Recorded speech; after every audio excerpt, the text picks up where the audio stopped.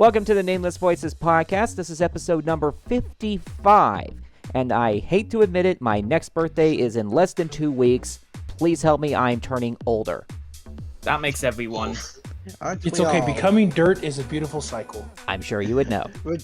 Reject modernity, return to dirt. That sounds like a show title to me.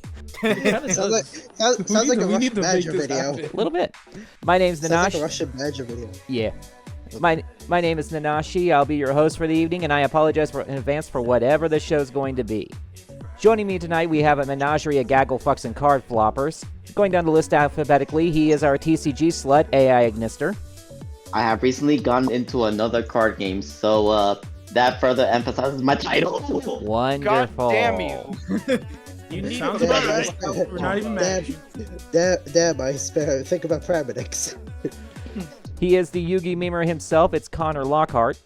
Hard times are when a man gets the World Heavyweight Championship at WrestleMania, and they give him a watch, put him with a guy who filmed dead guys, and say, hey, you're defending this title against this guy because we've got a sponsorship, daddy. That's hard times. Okay, then. Why did you ruin my favorite thing? Why did you have to? It's just like him. We have Sounds like very complicated ballot boxer support. Little bit. We have our fellow furry Yugi tuber, Jose Oricalcum. I'm not sure if you'll be able to catch this through my mic, but Not sure if I'll catch. He I love that got so new much. ball Not sure if you can pads. catch this through my mic. Proceeds to make the loudest, most obnoxious noise imaginable. Ori's paws have gone from hit boxes to hit tesseracts. Yep, he's got the beans. What the fuck? Beans. What the fuck? Great. He has risen from his extinction. It's Kenny the Caveman. So, what do you want to talk about? Beans. y'all should have opened with, for thousands of years I've laid dormant. No, I'm not doing that. No. Who has disturbed my We gotta make it's new you. jokes, Ori. I'm Explain, sorry. idiot. Oh, boy. Anyways, we have a brand new member here with us. It's the artist Okami. Again, Beans, I'm not good at introductions. Don't blame me. I'm drawing Ori getting killed by Dan Backslide. That's all you need to know. That's perfect. That is perfect. Don't worry, Okami. That's perfect. Don't worry, Okami. I'm not good with introductions either. We have our... All you need to know is I'm making Dan Backslide kill Mr. Orichalco's Jose Orichalco. That's perfectly fine. He is our silent but deadly partner, Rom. Very nice. And he is silent. So He- silent, he- DVD took I me got out. Dan Write that down, Backslide, write that Brain down. Rot. He started appearing in my dreams. Please help. Yeah, that tracks. Write that down, Jimmy Johns. You're welcome. We have our living shitpost, Raven. Hello. We'll probably bring it up later in the video game related stuff, but after being disappointed by the new DMC anime, I'm suffering for the DMC reboot because it was on sale for $3. This is my current thought process. That's fair. That's I fair. mean, to be fair, Just Yeah, look to at be fair, every Raven. podcast chat and you'll see my mental state as I go through that story. All right. It slowly metamorphed this meme. Right. All right. Continuing down. He is every card game player's worst nightmare by name. It's Tim Brick. With Brilliant Fusion back, I expect to be seen more now. Yeah, that tracks. It was not by my hand that I bricked. And Let's do it. And it's everybody's favorite sentient toaster, Zivith. Yeah, you look here at the last real protogen. Take a photo from me while you can, and you all don't deserve this because you are all just disgusting and this podcast is clickbait. You should shame on yourself. Because Oh, you no. get nothing. Shame That's on. what you deserve. Dude. Dang it. Dang. What if I pour beans into the toaster? Beans on toast. Correct. You get an Ori bean squish for your reward. Okay, jokes aside, it's nice to see you all, and as always, I be deeper into your worlds. All right, so You know, I couldn't take myself serious mimicking John Cena. fair enough. So, first things first, before we actually get into the meat of the show, how is everybody doing today? I'm doing good. Okay, Well, I'm a it's little starting to tired. get hot again. That Yeah, sucks. for sure. I'm here. And as I said, I'm drawing Ori getting killed by Dan Backslide. So Yeah, you mentioned that. And And I've already expressed my that's my pain day with right one now. meme. Yeah. Yeah, I mean, as I was going to say, Raven. To be fair, I am currently suffering through Balance Wonderworld. Oh God. You, I pray for you, your you, soul. Why you would you poor do that? summer Why child. Why would The you- game where you're expected to click one button and it doesn't even work most of the time. All I have to say Yes. all I have to say is flick it up, Farmer Ted. Yeah. At least with the DMC reboot, the buttons work. That is true. God, That is but true. the story is worse. I am now Farmer Ted. Go into my eyes. Yeah, at least it has a story. While in Wonderworld, you have to go through a novel to know what the story is. As the memes say, absolute dog shit. Literally. Yeah. All right, let's go ahead and get into some of this interesting news. Now, I don't normally like to talk about the death of individuals because it kind of brings down the mood, but this one's actually kind of important and relevant to anybody who's ever watched TV in like the last 50 years. David Schleinkoffer, I believe his name is pronounced, an artist for the original Transformers G1 series, passed away at 74 years old. Rip to a legend. You will be missed. God He wasn't the only legend that died this month. Well, who else passed away? Hey, he was- The first ever League of Legends world champion passed away with the age of 36. Okay, I am Oh, yeah. upset to hear that he No passed damage. away at such a young age, but he's a League of Legends player, so... Your Honor. I League mean, of no, come Legends. on now. That's messed up. He had so Yeah. much to live for. He was a great Okay, game. but Yeah, I'll but give him he would have this. never At least experienced it he because he wasn't- never touched grass. I hate you. Listen, he could be so much. He could be so much worse. Yeah, I He guess could he be could be an on Overwatch Warcraft. player. League player. of Legends. Your Honor, League of Legends. Well, I was gonna say World Yes. of Warcraft. They literally shit themselves on stream. Fair enough. I won't even argue that one. I won't even argue But that one. fair enough, he was playing League during a time at the beginning of League where it was a based game. Yeah, don't forget it. Okay, fair enough. Yeah. I will give you that one. Back when it started, it was probably nowhere near as toxic as it is now. But on Get the a brownie point. But on the subject of toxicity, that does take us to our next topic. The Discord CEO, Jason Citron, has officially stepped down. Finally. No. Anyway. Oh, but he's being Oh, replaced no. with something worse. Yeah, the Activision But Blizzard let Vice me try this Chairman, again. Humam Finally, the Sakini. CEO of Discord has stepped down. Yeah, but he's being replaced by the Activision Blizzard Vice Chairman, Humam Saknini. I think is how his name is pronounced. Because including ActiBliz CEOs totally won't go wrong whatsoever. Unity. Yeah, it seems like a lateral move to me. Actually, Ori, that was an EA CEO. Oh. They're both awful. What's the I was difference? about to say close enough. All right. Also, I'm just gonna say this. I'm not gonna say who, but we have active proof that bullying the rich on any form of live media is an effective way to get them to disappear for a bit. Maybe we could do that. It's worth paying attention to, I suppose. But Yeah, it is. speaking of disappearing, I'm not sure how many of you are familiar with a little something called the Homebrew channel, but it has officially ceased development. Yeah, I've heard. Now, here's the weird part. The reason is because their main operating code was quote-unquote stolen from RTMS and Nintendo's code, but apparently, from what I've been told by my wife and a couple other programmers, a lot of this code was actually open source, so I don't know what the real problem was. Maybe they got a C&D order from Nintendo or something, and they just didn't say. Yeah. It surprised me if I was just about to say that it might be a cease and desist. Yeah, and they probably Like just didn't how- say it, but that's the weird Yeah, part like that kind how- of bugs me. Like, if it's a C&D, most people like to put out there that their product was so good that a major company told them to stop. That gets them so Maybe much they were notoriety. scared of ramifications. because they were scared of ramifications. Because from what I remember hearing, remember Pokemon Uranium? Oh They yeah. got cease and desist. There was They got further ramifications for mentioning that they got a cease and desist. Okay, you know what? There, I guess that's a possibility. Maybe they just didn't. Okay, sure, we can go with that. Also, Tommy, That's just what I heard. fuck from you for Matt. reminding me of that, because now I feel old. My guy. Just to get real for a second, I found out someone like in my life is a year older than me, and I felt my skin decay. And if you're feeling bad for feeling old because I mentioned uranium, it's not as bad as how I feel sometimes when I just mention anything. I feel like a skeleton half the days because I find out, oh shit, stuff was this many years ago.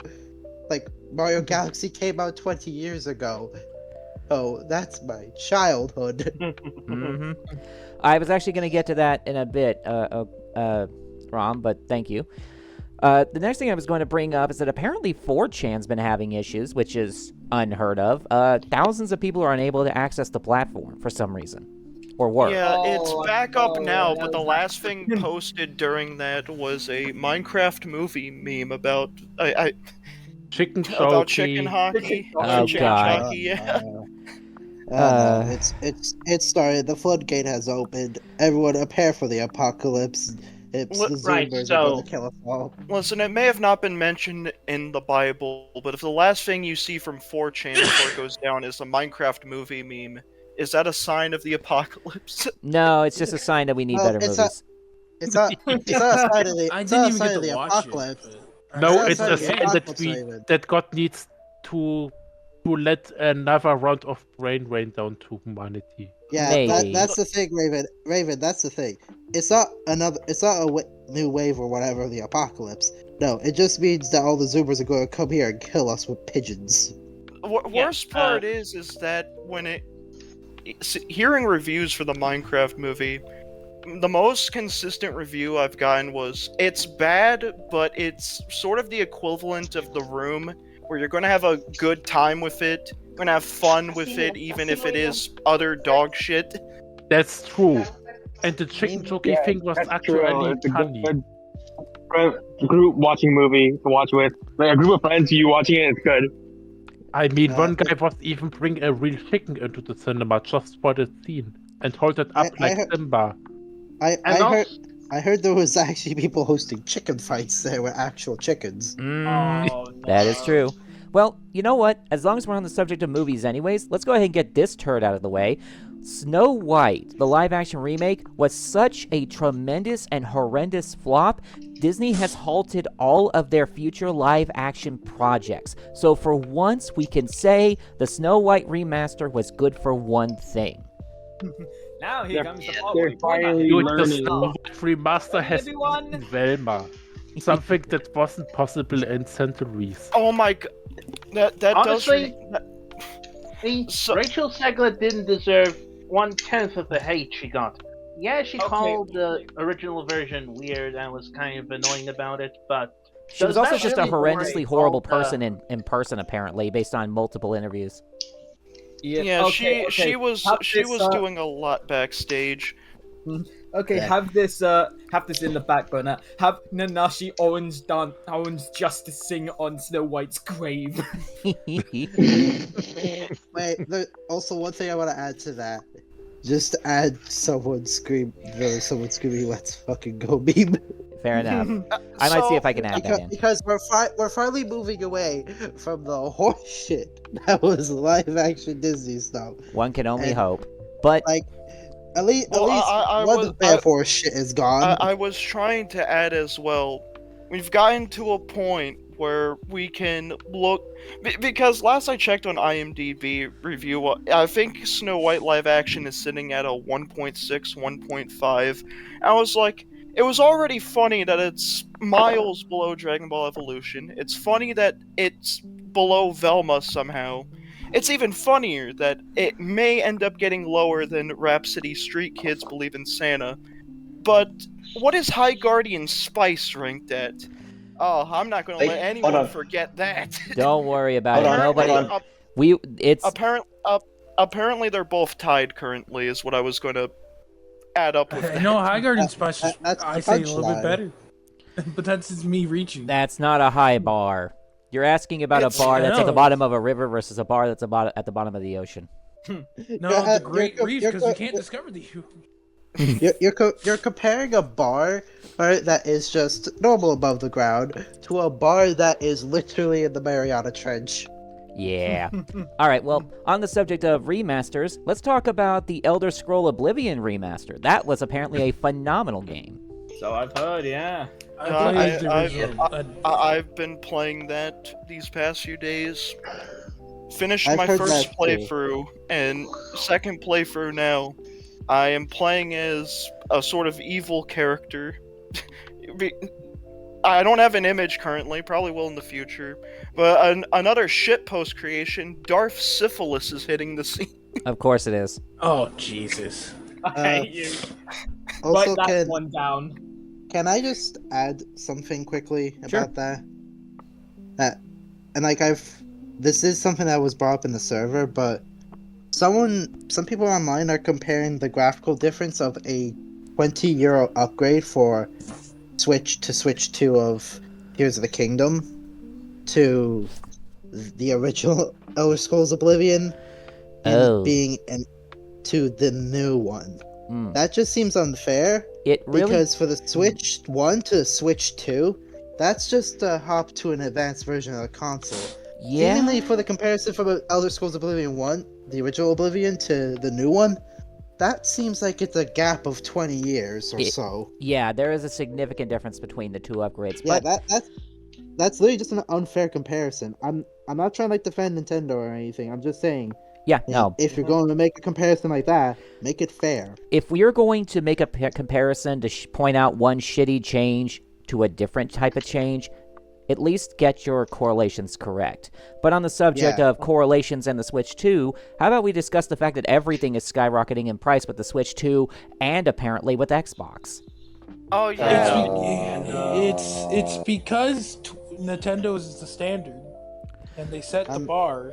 Because You people have to still raise bought the it, bar yeah. to compete with it. And Well, historically also- speaking, like all the way back to the PS2 and so forth, it was Sony who set the bar that high, but then Yeah. Nintendo was like, okay, how do we take advantage of American inflation?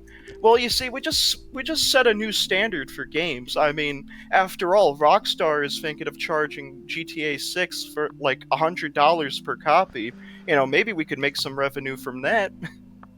also, I'd like to say, I don't really get for like a new version of a console. Well, I would much rather spend about 400 to 500 euro for a Switch 2 than spend basically 1,000 for PS5 Pro You see, online games for that, and then just end up seeing that the games are ported to Steam at a cheaper price. Tragic. Yeah, you see, that's the thing. That was my main thing. Everyone was complaining about the price. So, like, 450, yeah, like, we weren't paying, like, 800 for a PS5 or something. Not even the Pro, just the original. Like, we weren't paying more for that and the Xbox One Series X. Like, that shit costed more. But then I'm like, oh, fuck. It's gonna get worse here in the States. After all, we have an inflation fetish with money, apparently. Yeah, let's not get into that. We'll be here all night. But I will say this. Also- I think Also, can I just add one more thing quickly? I was going to say something, but sure. Yeah, this is just quick. I just want to say, hey, I also don't understand why the fuck people are comparing €20 Switch Online for a whole year to €100 PlayStation Plus that might not even include the online for a year. Got me on that one. But I will say, I think now is a better time than ever for people to genuinely give computer-based gaming a genuine chance. Fuck the consoles. Computers might be a better alternative for this period in time right now. Computers are the better alternative. They Ask always me, have I been have a better. high-end gaming PC and I'm happy. I don't need a Yeah. console anymore. No. Like right now, like I will admit, I've been playing more stuff on Steam than like my Switch. And I can't wait for Stellar Blade next month on Steam. like Marvel Rivals, Helltaker, Awaria, Undertale, even card I sims, and I'm gonna mention this again because it's been a joke so far for this, modded Rivals of Ether, because me killing Ori with Dad Backslide for like 40 games or so is the funniest thing ever. Yeah. Well, as long as we're on the subject of video games, though, Rom did drop an article a few minutes ago. Apparently, Square Enix, Capcom, Sega, and Taito are archiving classic video game assets and materials, which means we're going to have them for a very long time. Take note, Nintendo.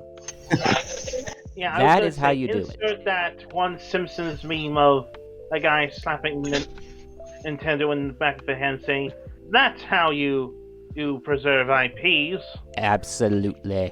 It's a good idea. But also, well, I do want to say this.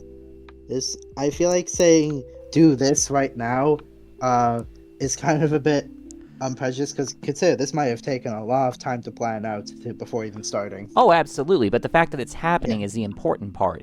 It can take you 10 years to put something in a vault, but as long as that vault door is shut, that means you did something right. Yeah, as we could put in the Sonic case, since this is Sega, this is happening. Well, actually, since we're on the subject of video games, I believe that Okami wanted to bring up some music-related stuff?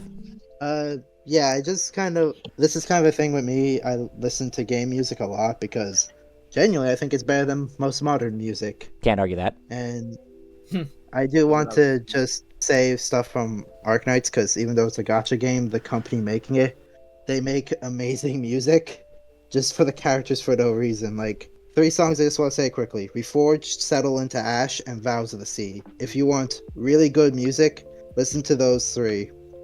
You know what? I might give this a look after the show. Yeah, honestly, I would rather take. Honestly, I would take 1,000 songs from Arknights and all that than another Kanye West album.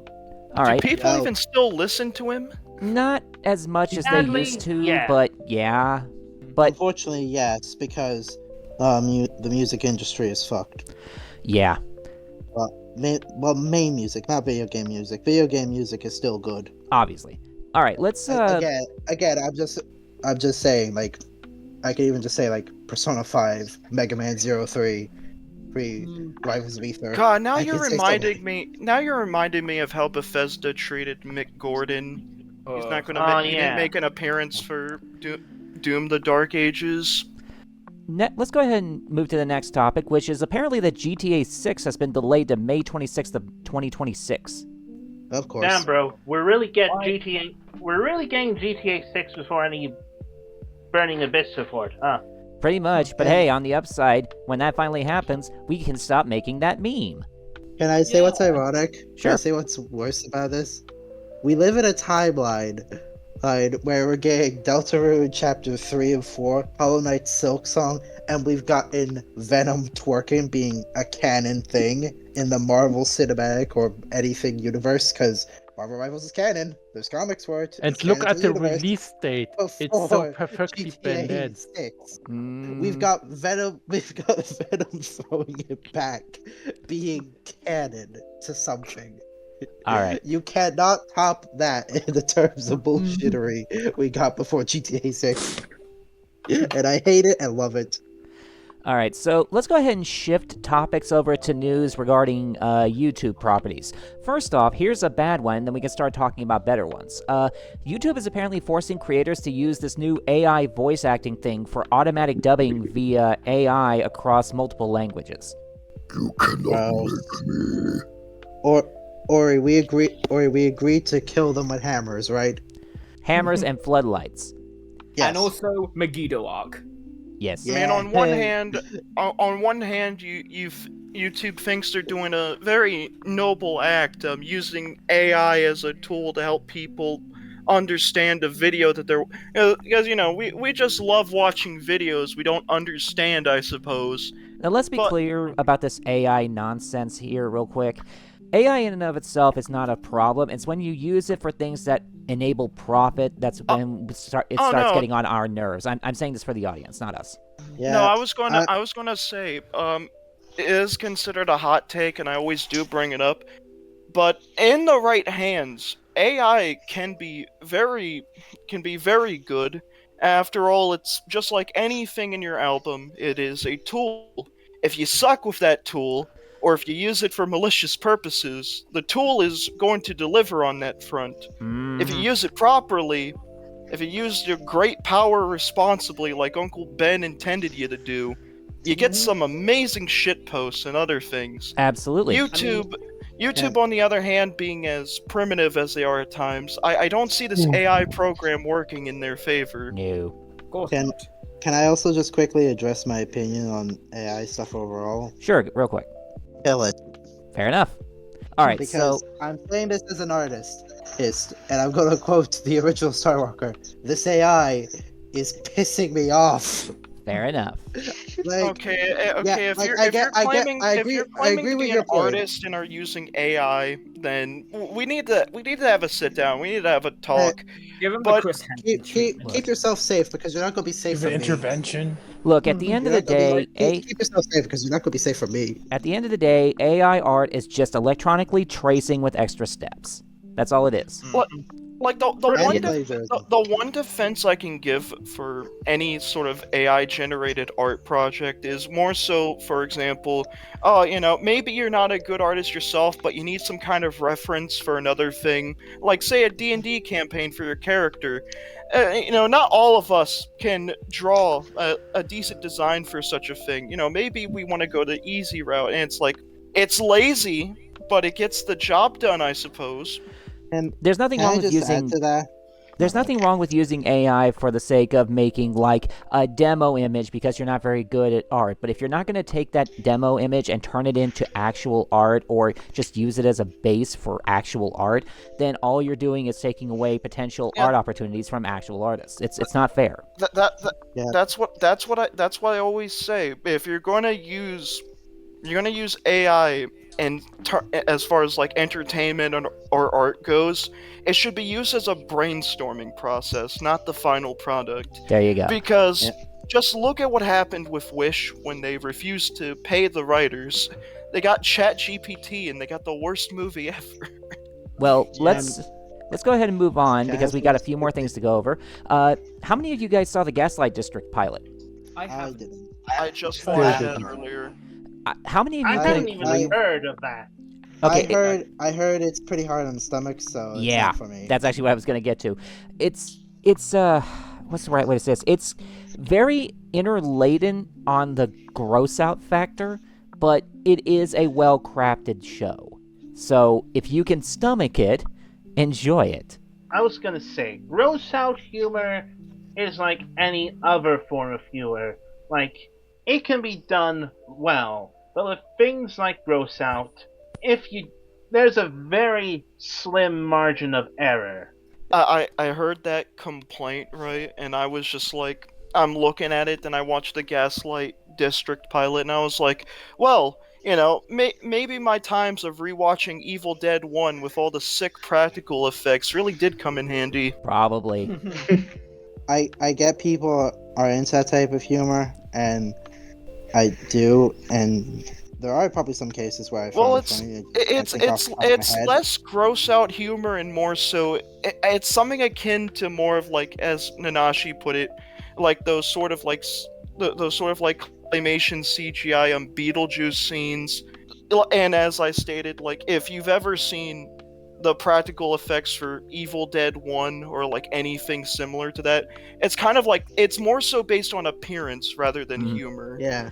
So I get that, but again, it's probably it's not for everyone. Yeah, that's the best way to put it.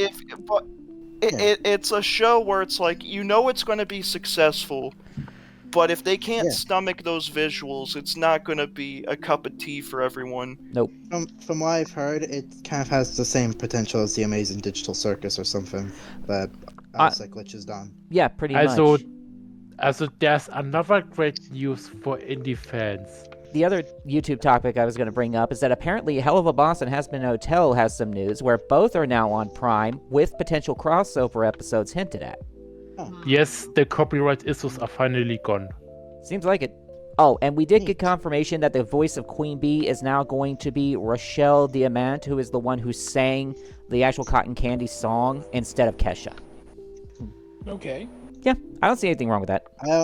I'm gonna be real. I don't understand really anything about either show, aside from very big in the furry community. So I'm just going to say, okay, good for you guys. And give a thumbs up. Nothing wrong with that. I personally could not get into either. Not my brand of humor or my cup of tea. Like how Gaslight just. Okay, maybe for different reasons, obviously, but you get the gist. No. I totally get what you mean. Like, yeah. I get you. I mean, I'm fine being a reference for this.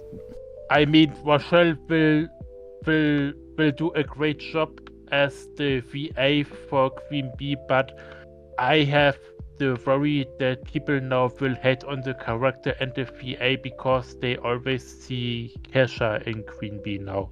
Like they still see Norman Reedus and Striker. Yeah. So I mean, that's kind of just a case when a VA is changed. Like, yeah. The shows if I can can I just give an example from Arknights? Sure. Because it's like the one I can think off the top of my head. Sure. The voice actor for a character called Jessica was changed, and the new voice actor has done a really good job and kept the personality of the character intact and the emotions and stuff. I mean, the people should be happy that an indie show like Helluva Boss had famous voice actors like Norman Reedus and Kesha in it. Yeah, Agreed. Yeah. I'm just saying it's just kind of a thing with people. They kind of just associate with the voice. And kind of don't want change. Well, the voices of the characters are the characters when it comes to animations. Yeah. You can't just change the character's voice and expect them to be 100% perfect. There's only a few instances where that's ever happened. Yeah. I mean, I 100% get that. I 100% get that. Like Luna's voice and Stola's voice got also changed from the pilot that no one bet an eye there. But suddenly with Striker and Queen Bee, the people do. Well, I don't get it. It's probably just a case of more bias or something. Who knows? Maybe people with more bias towards that are making more noise. Maybe. I'm still surprised they got Keith David to play as Husk in the Has-Been Hotel series. Yeah. Uh-huh. So to be fair, he was also in that Shane Dawson movie Smiley. So okay, I don't want to remember that, but it's Keith David, the fucking Shadow Man, Spawn, and Goliath, and a plethora of others. How much are you paying him? Shadow the Hedgehog? No, wrong character. No. Also he showed some amazing Vegas match, like the Shadow Man IMP from Princess and the ships, Frog, and I loved it how they looked. Mr. Facilier. All right. Well, I just want to make sure because I thought I heard you say Shadow the Hedgehog. I don't know if we can show a pic of them here because they just look amazing. Just a shame I can't afford them. Don't worry about it, man. But let's go ahead and move on to the last two topics that I have on reserve, and one is one I personally find hilarious. Ligma could potentially become a real medical condition term. Oh my god. You fucking what? That's what I was hoping to hear. Yes! You enigma now. So here's the thing. Oh yeah. There's I know it's probably not actually him, but there is a guy on the internet by the name of Mr. Medicare. He's a commentary creator who is very physically ill and has a condition that apparently does not have a name yet. I have a running bet going that that's who's going to be naming it. Congratulations, you have Ligma. Don't give people on the internet the ability to name professional terms, please. I know we all think we're funny internet men, but as the low-hanging fruit. As cursed as Ligma and Sugma would be as actual disease names, after all the depressing shit that's been going on, we need this laugh. If it does happen. Imagine there would be a disease called chicken choky. Probably. It probably $5 says that's what you call it when you get chicken pox as an adult. Don't forget, if you leave it to the internet, that's how you get things like Mountain Dew's new apple flavored drink almost being called Hitler Did Nothing Wrong. Ah. That's an actual thing that happened. Look it up. I can't. Why do you gotta remind us of that? I know. Because I it's funny. remember that Nanashi campaign. banned with that.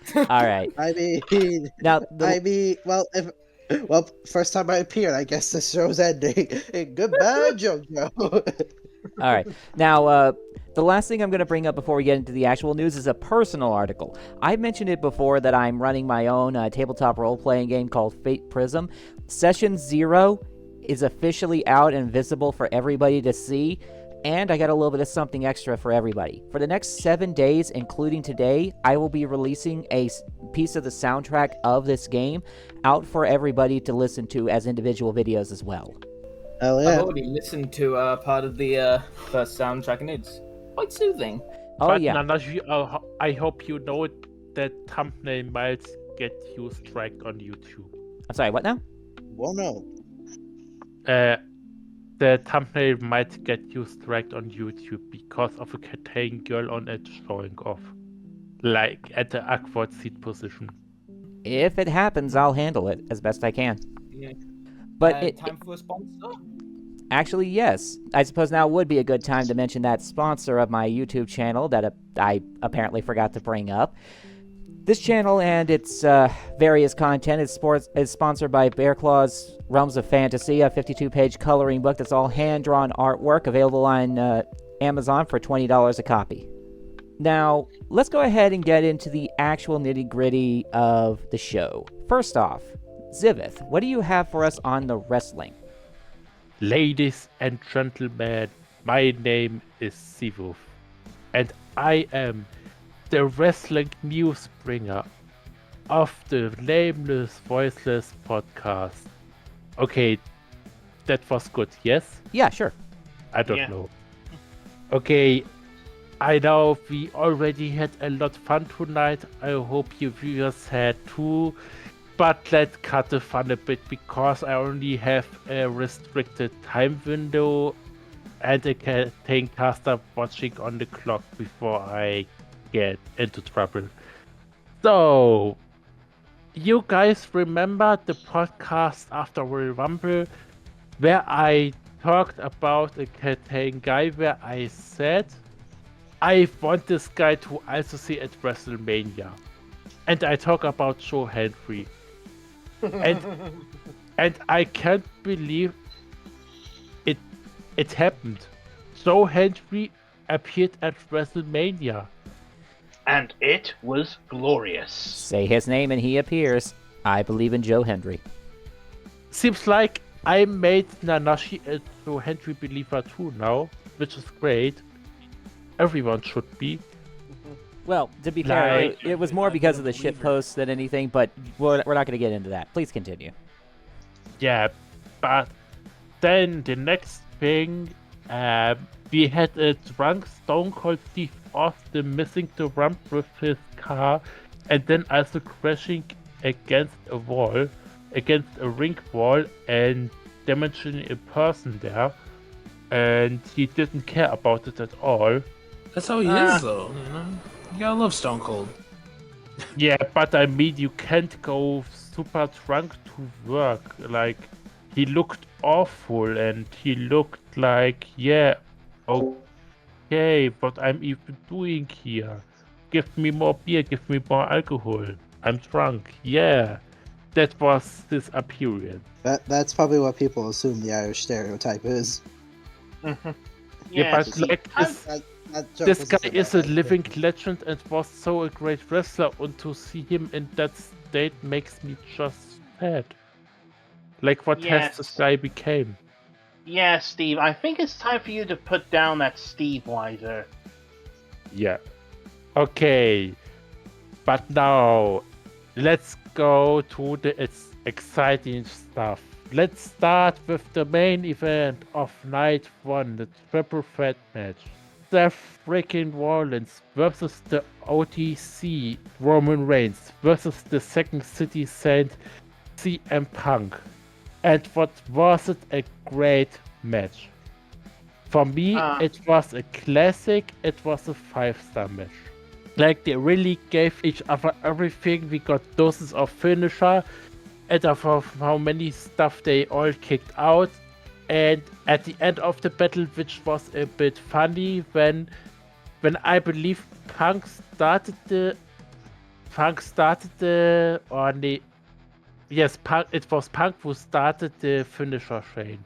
He first gave a GTS to Reigns, then Reigns countered with a spear, and Rollins came with the stomp in, and none of them could get a pin in. And now we get to the tension where you probably know where we are going to now, to the exciting part with Paul Heyman, the wise man of the tribal chief and the best friend of CM Punk. He went away to get a steel share, and then Roman Reigns and CM Punk saw it both, and first Heyman couldn't decide and was torn apart, but then he nicked at Roman Reigns and gave CM in denial and gave CM Punk the share. Then CM Punk stood up with the share, but then the unbelievable happened and Paul Heyman gave CM Punk the low blow from behind.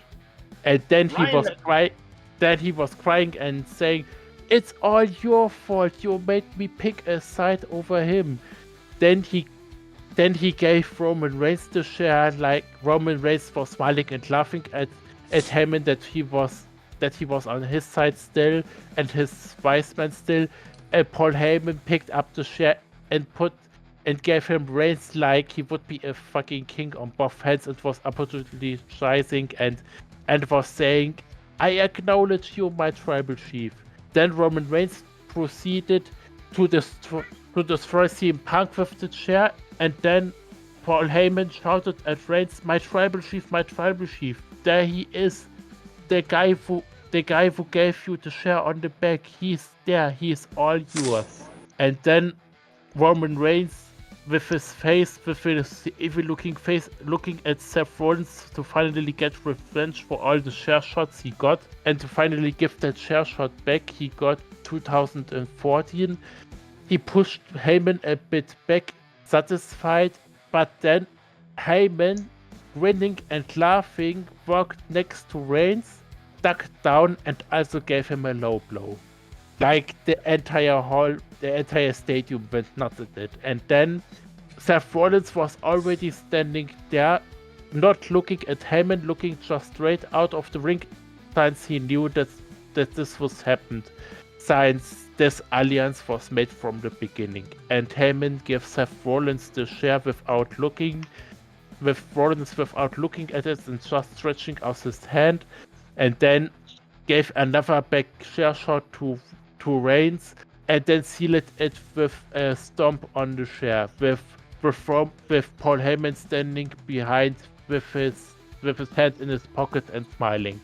And after they were back on the ramp up there, Heyman gave Seth Rollins his hand, and that sealed the deal with the new stable, with Seth Rollins is the architect again and is now a Paul Heyman guy. Now let's get to the way more exciting main event, which is the main event of night 2. And thank God John Cena, he saved wrestling that night. Thank you, John Cena. You did us all a perfect deed to finally free us from the boring Cody Rhodes mid-carder he is. With no emotions, no story, no whatsoever. So thank you to win the 17 World Championship. Thank you. Now, I'm sorry to interrupt, but I just want to bitch about this main event real quick, because I agree that Cena should have won that event. But on the other hand, he won the match with the aid of Travis fucking Scott. And I was coming to that. So, oh, sorry, continue. And he is the greatest champion of all time. You should all enjoy it while you can, because he is the GOAT. He is the wrestling god himself. Thank you, John Cena. So now for my final thing to say, I know it sucked that Travis Scott came in, but first The Rock was stuck in Hawaii because of airline problems. yeah, that really was awkward what happened to him, and he admitted that he badly wanted to be there instead of Travis Scott. But when Travis Scott went out, there was something on his shoulder, and it wasn't a custom title, it was the hardcore title. Ladies and gentlemen, we get the hardcore championship back in June. We finally moved away from family-friendly garbage. Well, it's about time. And I'm so excited for the hardcore matches again. I'm happy for you, man. Yeah, like, to give you an idea, we had the hardcore championship at the Attitude Era, and there was a legendary match with Stone Cold Steve Austin involved in a pub. In a literal pub where the wrestlers destroyed each other. And that was you most likely can evade from the hardcore championship, and not like what we got from the 24/7 title grab. Gotcha. And that's it for me. Well, all right. Thank you for keeping us informed. Let's see. Next on the list would be the Lorcana segment. What do you got for us? Oh boy, there is. Where do I even begin with this? So we got some news. We got some sneak peeks of the two upcoming sets and a spin-off set. Some tournament reports. I'm not going to go too much into the tournament report for time's sakes, but what I will say, but I will go over. I will go over what's part of like one of the new upcoming sets, and also we got a ban list. Oh boy. Bucky had it easy. You know, first time I talked about him. Pre-routed Bucky is still a menace, but these cards, oh boy. Okay, so to not overload everyone at the moment, I'm going to go over the upcoming two sets that were hinted at. That would be the side set, because we already went over set 7 that's coming up. But the side sets, of course, we got confirmation of a new raid boss format set. Because our theories were correct, every 4 core booster sets, there's going to be a raid boss styled format called the Illumineer's Quest, basically. And interestingly, we got set 8 here, Fabled. Now, people are speculating this is either going to be another core set that takes place in a sort of Renaissance festival lore-wise. I do like the art here for the cover. Or because there is a tagline to it that's saying, "Come hang out with old friends." It looks like it may be. People are speculating that this could be a reprint set, which is what we needed, because a lot of cards, especially from the very first set, are just really expensive because they're not pumping out the first chapter anymore. And what made people speculate that even more was we got 2 alternative arts for Rapunzel and Stitch here, who were some of the best cards from set 1. Rapunzel is still a $44 card. Whoa. $44? Per copy, but there's alternatives, which I do like about Lorcana, but it's also like, it's really weird, because it's easy and simple to get into, more affordable than Yu-Gi-Oh! In a lot of areas. But there are just some staples that are like, because they don't get reprinted a lot, they just grow up and they just continue to go up in price, and it's really annoying. That's usually any card game, which sucks. Yeah, I was just about to say that's kind of just any card game, because just kind of quickly. Well, I've gotten into Digimon, and literally today I was playing Ice Bear, and I saw like Shine Greymon Rune mode, and I was like, hopefully I don't see another one of those. It was like, I don't run more than one. I said, and why? He said, because it's way too fucking expensive. It's still just overall really surprising. But yes, Rom, I was going to get into this last, but you know what? Let's talk about it, because actually this would be the last thing, because I only had the 3 things. The ban list has dropped. I believe this is official confirmation that we're not going to get annoying ass set rotation. I would literally quit the game if that was the case. That's good. It's sad because I invested a lot. So you're looking at only 2 cards have been banned so far because they want to test the waters. And meta report wise, Blue Steel I mean, Sapphire Steel or Blue Gray, if you want to get technical via Magic terms. Best deck in the game. Steel Song is still retaining the title because nothing's ever going to kill that fucking deck, I guess. But Blue Gray, Sapphire Steel, it was super oppressive because of a select few cards I will go over that helped this. But it was really oppressive because good old Haram here, Mr. Dad of the Year, was... I know I said Bucky was bad, but Haram was over here making the most degenerate fucking draw loop ever possible. Ah, another 5 billion cards to hand. Welcome yes, back. so Haram Flaversham, Toy Maker, he reads, when you play this character and whenever he quests, so you get to use both abilities just casual, so you get to do this whenever, basically. You may banish one of your items to draw 2 cards. Okay, at first glance that seems like a -1 for a draw 2.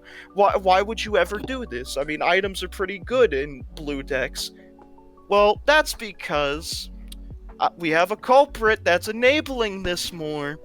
Funny Crab, or at least newest iteration of Mr. whatever the YouTuber's name is. Tamatoa Happy as a Clam came out in the recent set and said, "Hey, Haram, you want some drugs?" So, he reads, when you play this character, you can return up to 2 item cards from your discard to your hand, and whenever you quest, you may play an item for free.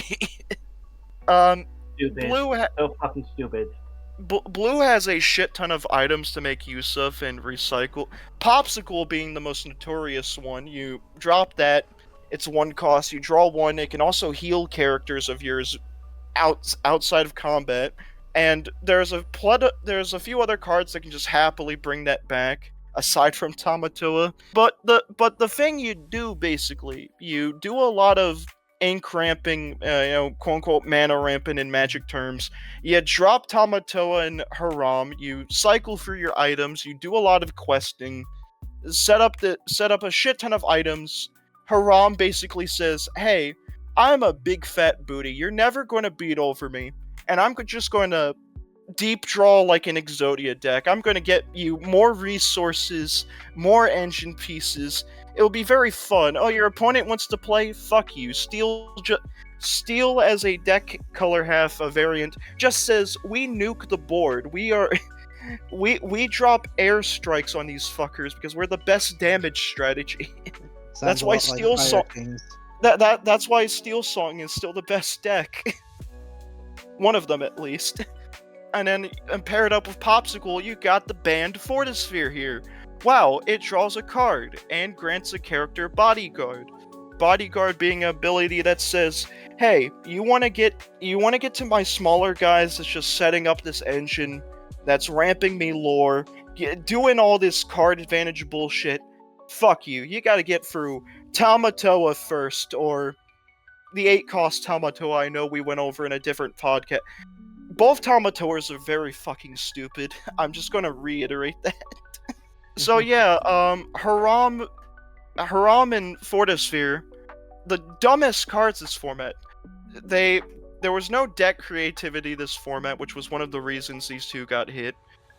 But the reason it was a dumb limited thing they could say about Haram. They were like, he wasn't interactable. I disagree. A card that wasn't interactable was pre-errata Bucky. It's just that Haram was a bitch to get off the board because just look at those stats. And then Fortisphere, Fortisphere was very solid. They were like, okay, if we're going to have an item that enables a bunch of draw bullshit, it should just be in Sapphire. Steel should just stick to doing its usual shtick of nuking the opponent out of the water. It should not be enabling item deep draw fuckery. Oh, and speaking of the other offenders that I could no doubt see getting banned in the future, we got 2 new cards as well from the new set. We got Bell, Apprentice Inventor, and Scrooge McDuck, Resourceful Miser, both of which you can just summon themselves if you're an item deck. Bell, you can literally drop on turn 1, baby. And Scrooge McDuck, you just drop him for free if you have 4 items, and he even looks for the top 4 cards of your deck. And just cycles for items for you. That's fun. Just amazing design from Ravensburger. Like, here, have a Cyber Dragon. Good, have fun. Have a Cyber Dragon with pretty good stats they can play turn 1. Because you dropped Popsicle or some other fuckery. But as far if they're going to be doing more stuff for the ban list, there is only one prediction I have.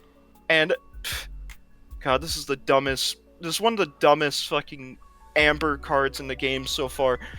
Daisy Duck Donald's Day, I definitely see this getting banned next. So it's that fucking card. It's a 1-drop with a sizable booty that can't be killed easily early game.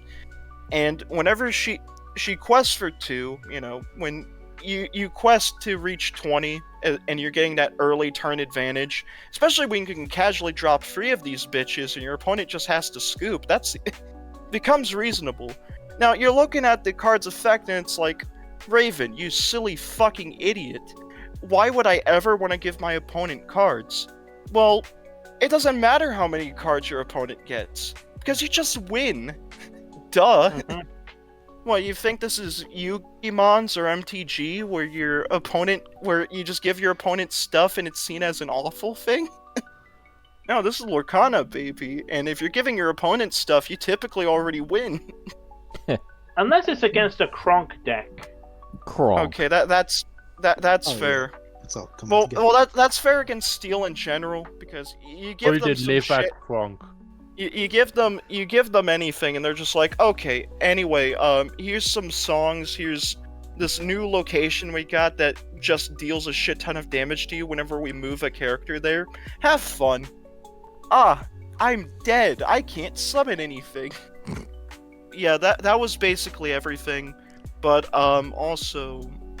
No, oh yeah, I did post it, never mind, it was with Fable. Yeah, so, Palace, I was just gonna say, go back to Palace Heist. I'm loving the artwork on this, and I'm especially hyped about that.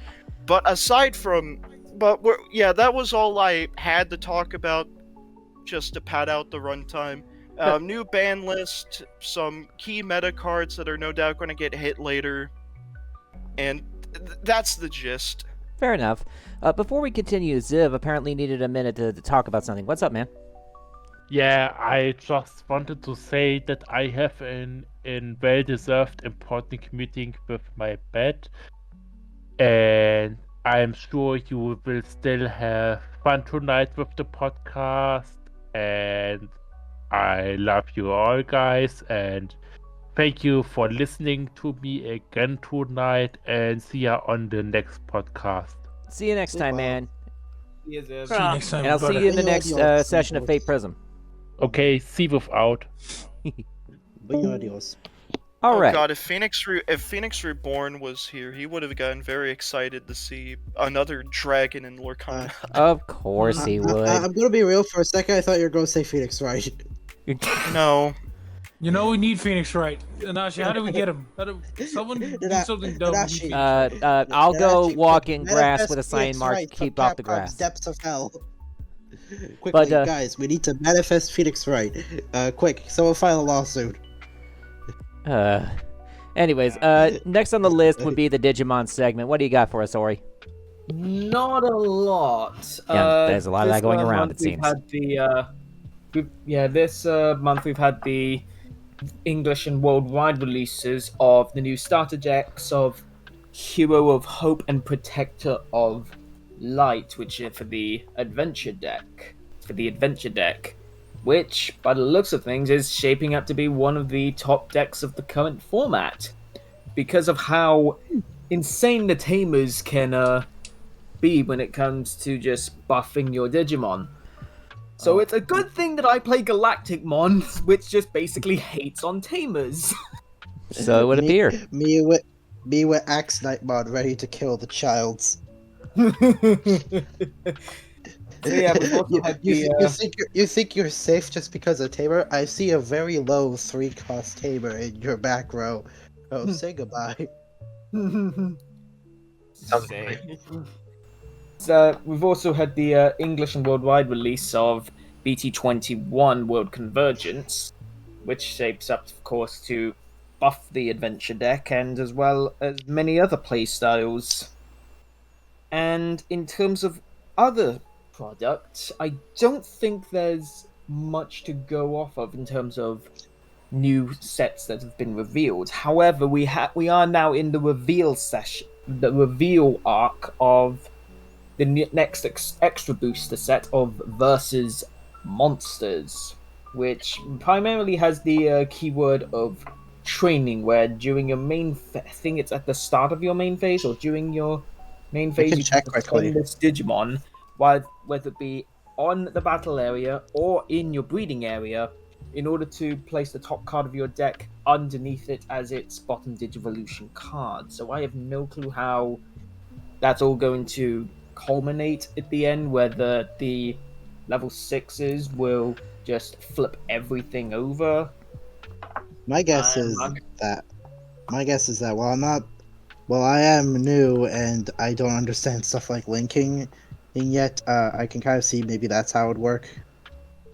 Well, yeah, we'll to be see fair, how Okami, the more cards that are revealed in this set. But Mhm. otherwise, I'm not really feeling it with this set, Mr. Krabs. What say you, Mister? It happens. I haven't felt a good set in a while now that I'm thinking about it, especially in Yu-Gi-Oh. You know, that's fair. okay. So I would like to add on some things. First off, Okami, about what you said about like linking. To be fair, even some like veterans didn't know how it was gonna work out when BT21 was coming out. Yeah. They are as stupid as me. Let's go. Everyone's a little bit stupid. We are all Yeah, filled with stupidity. Yeah. Second, in terms of like the support that we got for BT21, we got Galactic, Hunters, Crossheart, Red Hybrid, Shine Greymon, Armor, and as previously mentioned, Adventure. And also, in terms of the training keyword, it's during the main phase, and this effect can also be activated in the breeding area. Okay, I didn't. Thank you for Yeah. clarifying, because I couldn't remember when during the main phase was, whether it was the start or whenever. Yeah, it's whenever. Right on. Yeah. Also, there appears to be like different versions for like yeah. Oh yeah, the traits. Yeah, like there's like Probably version in 1. I think there was like a relation version. The Digivice versions. There was Even like the cards, like the borders, look like a Digivice, which I actually think is pretty neat. there was stuff I was wondering. I saw like the V1, V2, or whatever, and I was like, I'm guessing that's like the new Yeah, version of Digimon Adventure. Yeah, it's probably just referencing to the versions of Digivices. Fair. Yeah, probably. Also, also something you forgot to mention. We got new promos. Oh shoot, that's right. Yeah, the new promo cards. Yeah. And the one I'm looking forward to the most is the Wicked God Emerges. Okay, yeah. Let me just forward it over to. Yeah. I'm just gonna say what this does, because I don't care about like everything else. I just want this one. By charging one card with a Composite or a Wicked God trait in your hand, you draw 2, then place it in the batter area. And at the end of all turns, delay, by deleting one of your Millenniumon, specifically the original, you may play one Wicked God trait Digimon card from your hand or trash without paying the cost. So Damn. yes, you can just immediately sack the OG Millennium for Zed. Literally. He's just like, I do not vibe with this world. I'm going to blow it up. Literally. My that's main what he goal does. is to blow up. Also, can I just add something? Sure. Go ahead. While I am new to the game, one of the few decks I do play is Medusamon, so the new Dimoteramon is actually kind of interesting for me because there's more stuff. Right Oh on. yeah, that one's neat. Yeah. Also, the art is cute. Really, it's a Kritora. She's doing her best. She do be doing her best. Okay, that's all I want to say about the I promos. don't think there's anything else to mention in terms of Digimon news. Well, the next topic on the list would be Pokemon, but there's really not much to talk about. But there is one thing that's actually worth bringing up, just because I think it's kind of funny. You guys have all seen the Evolution plushes, right? The life-size Evolution plushes. Yeah. Oh no! yeah, I'm gonna yeah. talk about the Vaporeon. Siren right now. I was just gonna bring them up because I think it's fucking funny.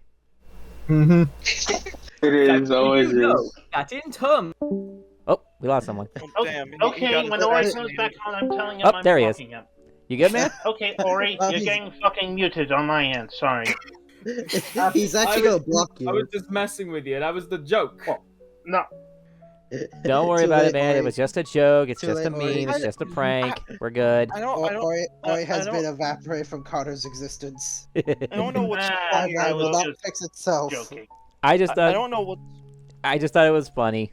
That's all it was. That's all it was for. I don't know what's funnier, the fact that Nintendo or Game Freak, I should rather say, are making life-size plushies of, well, that meme, like they no doubt know about it, or the fact that like years prior they were like, all fan art in regards to Pokemon are ours to own, and then someone pointed out, oh, cool, neat, and they own all of the Pokemon NSFW now. All the Pokeporn.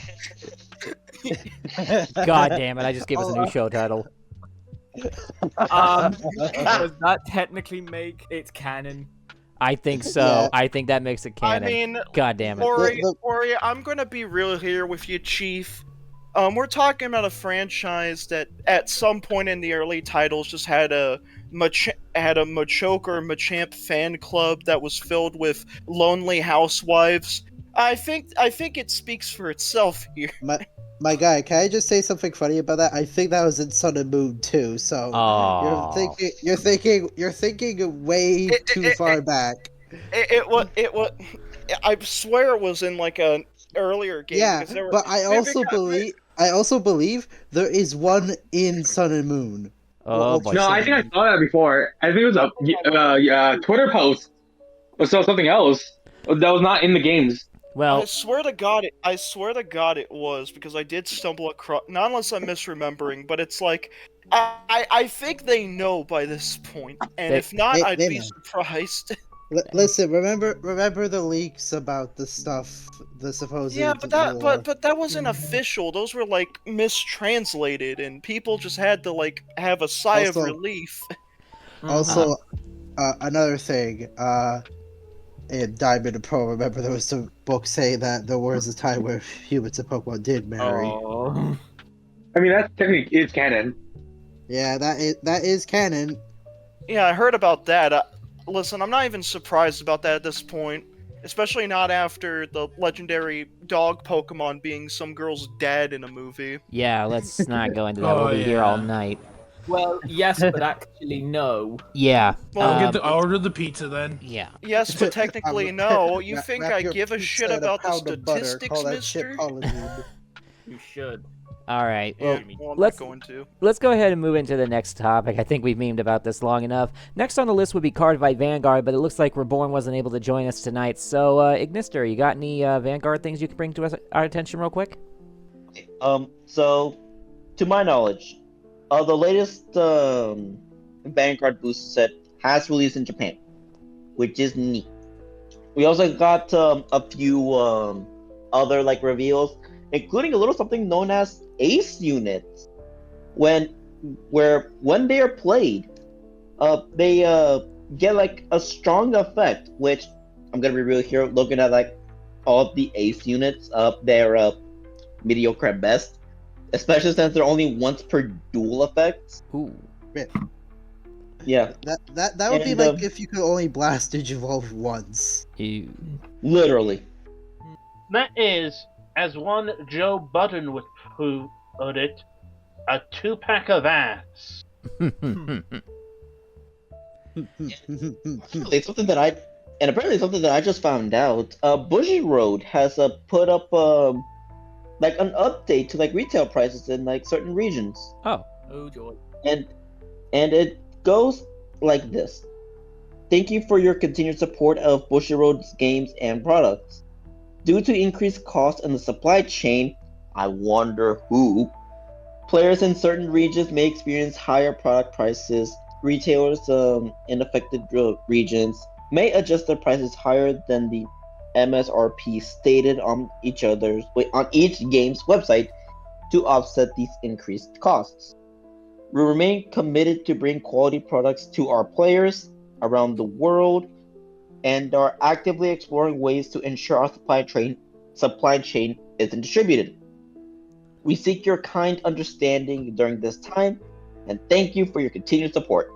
Now, aside from reveals, there is one particular reveal that I cannot wait for, but unfortunately it's going to be announced on Thursday, so I won't be able to talk about it today.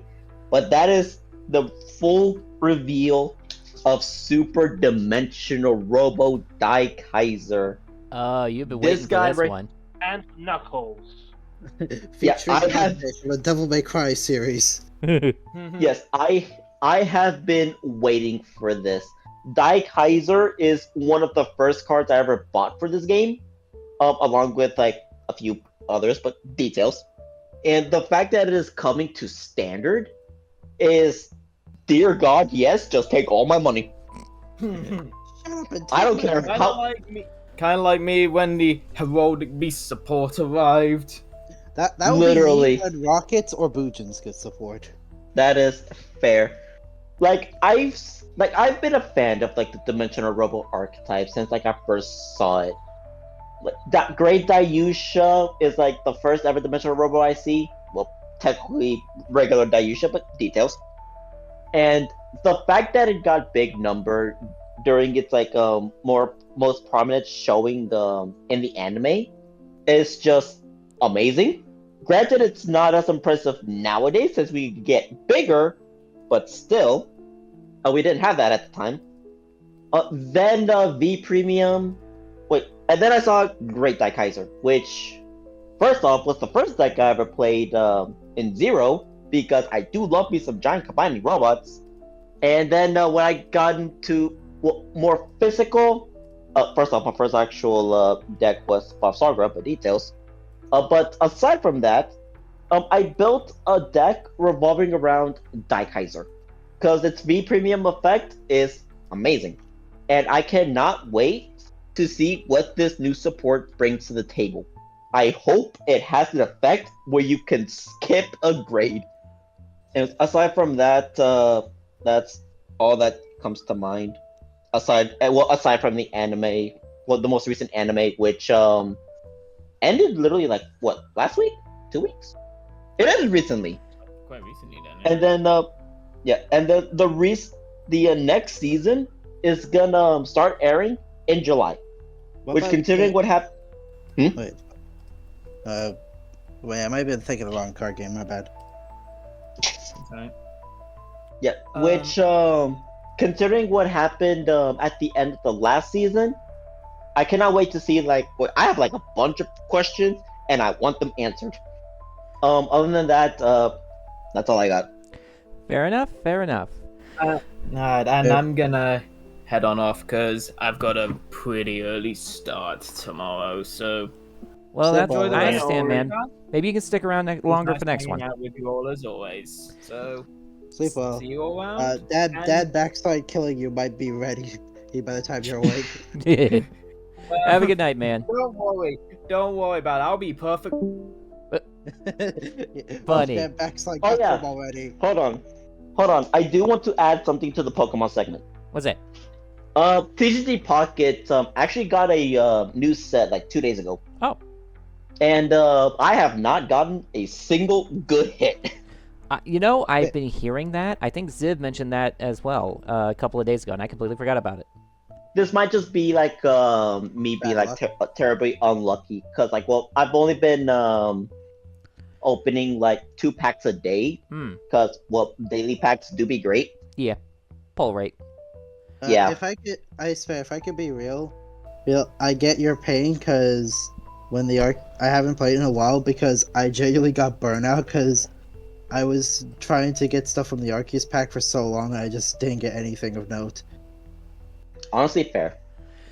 Now, the next topic on the list is actually Weiss Schwarz, and for once, we actually have quite a bit of news, so I'm going to try and go through this efficiently.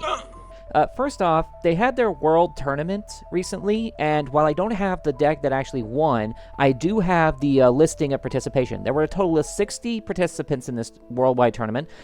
28% of the people who were there were playing the Rascal Does Not Dream set, which makes sense because it's relatively well populated and nourished. 12% were playing Reincarnated as a Slime, and 10% were playing Goddess of Victory Nikke and Quintessential Quintuplets, all of which does make sense. They're pretty well-balanced sets, even with their various Banlist hits.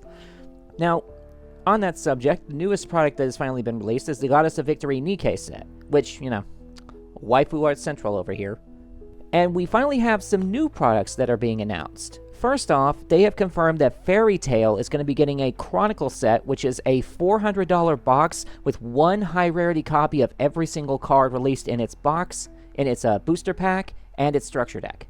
Which, $400 is a lot for me, but hey, it means you don't have to try and chance your packs. They've also announced that we're going to be getting an English version of the series Girls Band Cry, which I really don't know much about. Neither do I. And we're getting Sword Art Online Alternative Gun Gale Online Set 2, which has been it's been on the back burner for probably years. And while they haven't given us dates, they did confirm a couple of new products coming soon. Azur Lane is getting a Volume 2 imported to America. We're getting Fujimi Fantasia Bunko Volume 2, which makes me happy because that means I can finally finish my Akashic Record of Bastard Magic Instructor deck. Konosuba's getting its Pack 2. And an all-new series coming to America, The Eminence in Shadow. Ooh. I have actually never heard of this anime, but I know the meme of the main character in this isekai anime, and I kinda want to make it because it just seems fun. I said, and then I'm gonna pour all my money on it. But that was all the Weiss Schwarz news I had. Like I said, I just wanted to buzz through it. So now we can finally dip into the Yu-Gi-Ohs. Oh dear God. Yeah. Now let's get this one important detail out of the way. Triff has officially quit playing Yu-Gi-Oh! And has gone to becoming a coach. I pray for all Is people that who you know what? That's a blessing in disguise. It really is. I don't. Yeah, but also I feel sorry for the people who are going to have him as a mentor. Yeah, tell me about it. Oh yes, the Pendulum Coper, well known for scamming people alongside Team Samurai X1, is the best coach material, it seems. Well, as someone who has been coaching, some people for the Digimon TCG, yeah, I wouldn't recommend, charging people? Nah. I mean, charging people for a spreadsheet is one thing, but charging people for a spreadsheet and vocal repeating of the spreadsheet and having pen best deck let's go screamed in your ear every 8 seconds doesn't seem worth. I mean, that sounds like a fetish than an actual coaching service, my god. You say that like they're two Yeah, different if you're a things. masochist, you can do it. That you know what's funny? I don't even think masochists would enjoy that. Oh yes, because I love hearing Bandulum! Bandulum! Oh Yeah, boy. Thank God Watchpop didn't come off the ban list. It would be more. You would have stayed in the game. Raven, wait. Does that mean you're a masochist? No, never. I would never. You're the one who said it. You're the one who said you would like it when we were referred to masochists. So does that make you one? Thank you. No. Thank you, Rom. Thank you for that blessing in disguise. Now, let's get into the news that I'm sure everyone wants to talk about. This motherfucking ban list. Oh, yeah. Yay! No, All right. Smith. Let's dig this one segment at a time. First off, they banned Abyss Dweller, Bahamut Shark, Link Decoder, and Nightmare Griffin. So just to stop Malice and Shark, really? Well, no, actually, no. They didn't do that to stop Shark. They did that to stop, what's it called? Atlantean Mermail.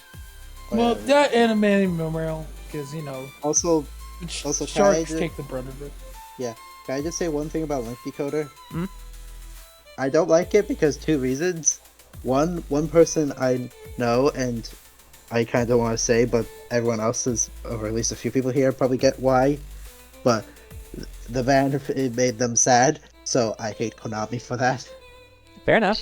And secondly, it feels like they just banned Link Decoder just to swap it out for Circular, which we'll get to. Yeah, I just wanted to say that. possibly.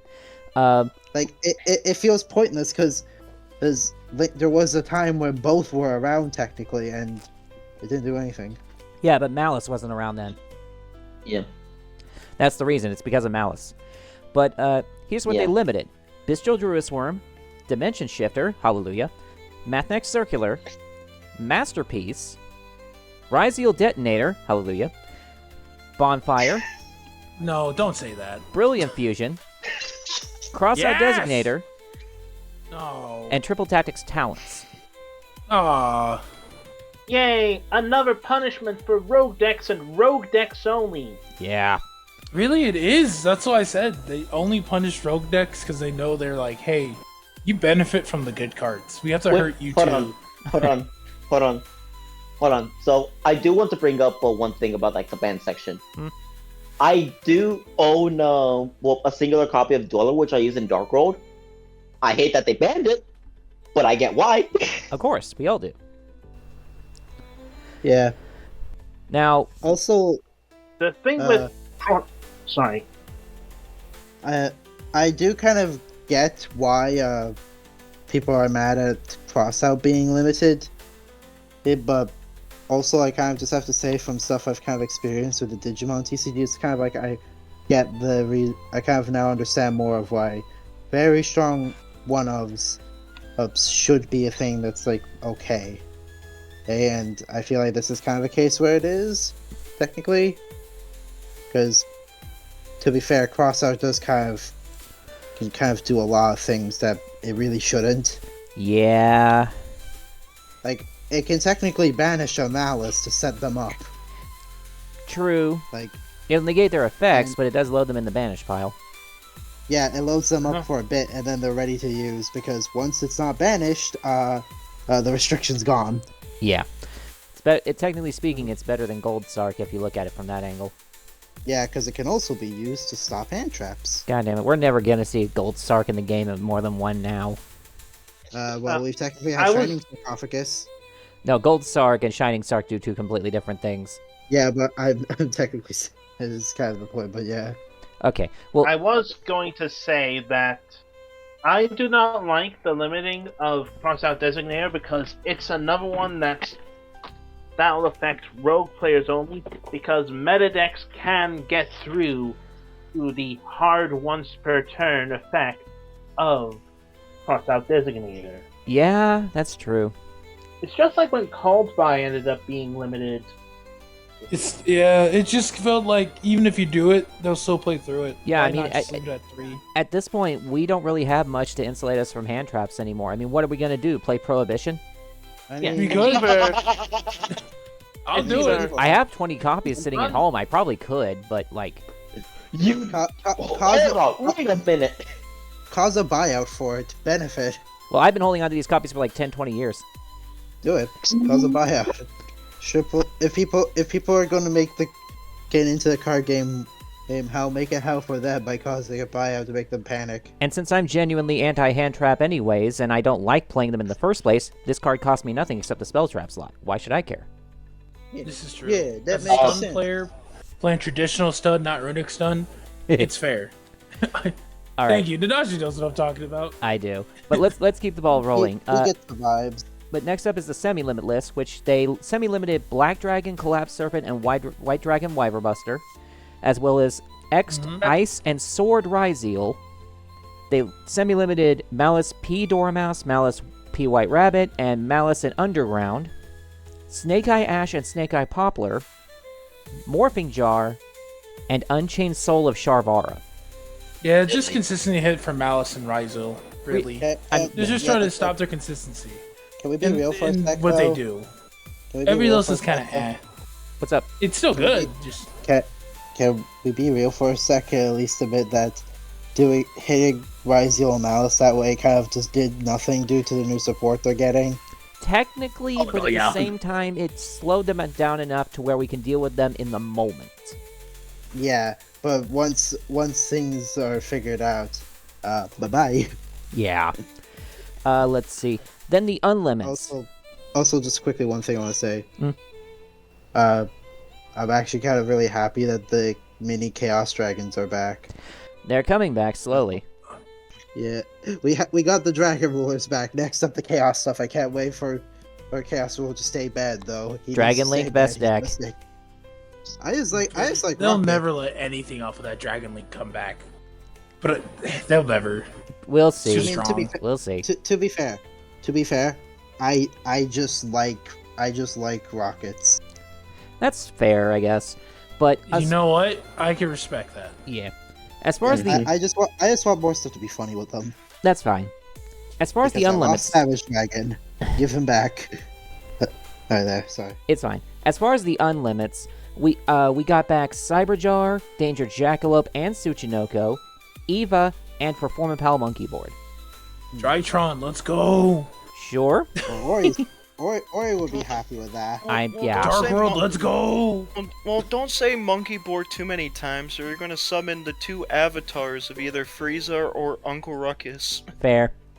Why not both? They fused together in the fusion dance. Well, they had a podcast together once. Dude, send me that rating. I need to see that for science. I don't believe you. Back for my space economy. All right. Well, let's go ahead and get through this Master Duel news, because there isn't a lot. Let's see. First off, they got a new ban list coming out next week, which is going to semi-limit Solemn Judgment for some reason. Why? I don't know why. And they're gonna. It's Master Duel. They never hit the problem. That's why I quit. And they unlimit. Same. And they plan to unlimit Fire King High Avatar Kirin, Pearly Lee, Rescue Ace Lifter, and Emergency Teleport. I just have to say, get Raven a true, because that's the same reason why I just got so fucking tired of like stuff around like before tier limits. I was like, you know what? If they're not going to deal with the problem of tier limits, I don't think I'm going to play this game anymore. Yeah, I don't blame you. I quit it a long time ago for identical reasons. I'll be real. I like tier limits. I played during it, and I had really dumb fun playing like a 60-card pile version of the deck on Sims for all my tournaments. I mean, I made it to Platinum 5 with Gradius ships. God, it's obnoxious. I also made it to Platinum with Attic Misters. Nice. But let's see. Then there's the new Duel Pass that's starting up, where the only prize worth mentioning is the new King Sarcophagus mate. Then there's the Dual Triangle event, which is the Dark and Water, Light and Earth, and Fire and Wind event.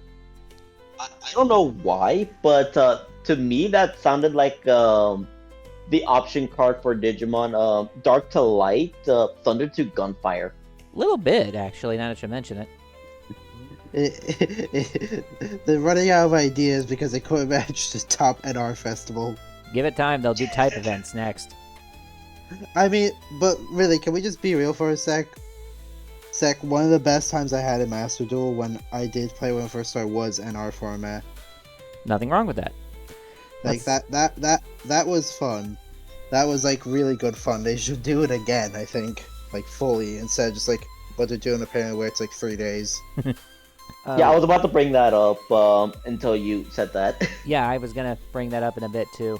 Let's see. Then there's the tryout duels, and they've had 3 different ones. One being the rental competition Onslaught of Emperors, where you can rent decks for Memento, Centurion, and Valmonica. Then there's the... Valmonica's actually fun. Yeah, it actually kind of sounds like it, but... Then there's the normal rare rarities tryout duel event, where you can only use normal and rare only cards. I believe they've had this event in the past, and it turned out pretty decent. Yeah, the NR. It's actually really fun to see. You can't use all the broken cards. Go get normal and rare cards. You can't use the ultra rare staples. Get creative. For once. Then there's they can't do it again because money. Mm-hmm. Then there's tryout duel 1 minute, where you only have 60 seconds per round to play. I thought they did that before. Normal summon pass. Basically, Floodgate decks are going burr. Yeah, I thought Burn is having so much fun. Set 5 pack. Just wait until DD Dynamite comes back. That will be hell. Now, they have a slew of new products available for purchase, but the only one I saw that was worth mentioning was the new bundle deal where you can get 10 packs and a guaranteed Ghost Ogre and Snow Rabbit. Those are like the only thing that are really worth buying in those games if you need them. Mm-hmm. Yeah. Like, if you really want to spend money on the game, just spend money to get those or the pass. That's it. We'll just save up gems from anything. Right. Let's see. Also, hold on. That's from my experience, like, what, 2 years ago at this point? And I do want to bring up something real quick. So a friend of mine got back into Yu-Gi-Oh!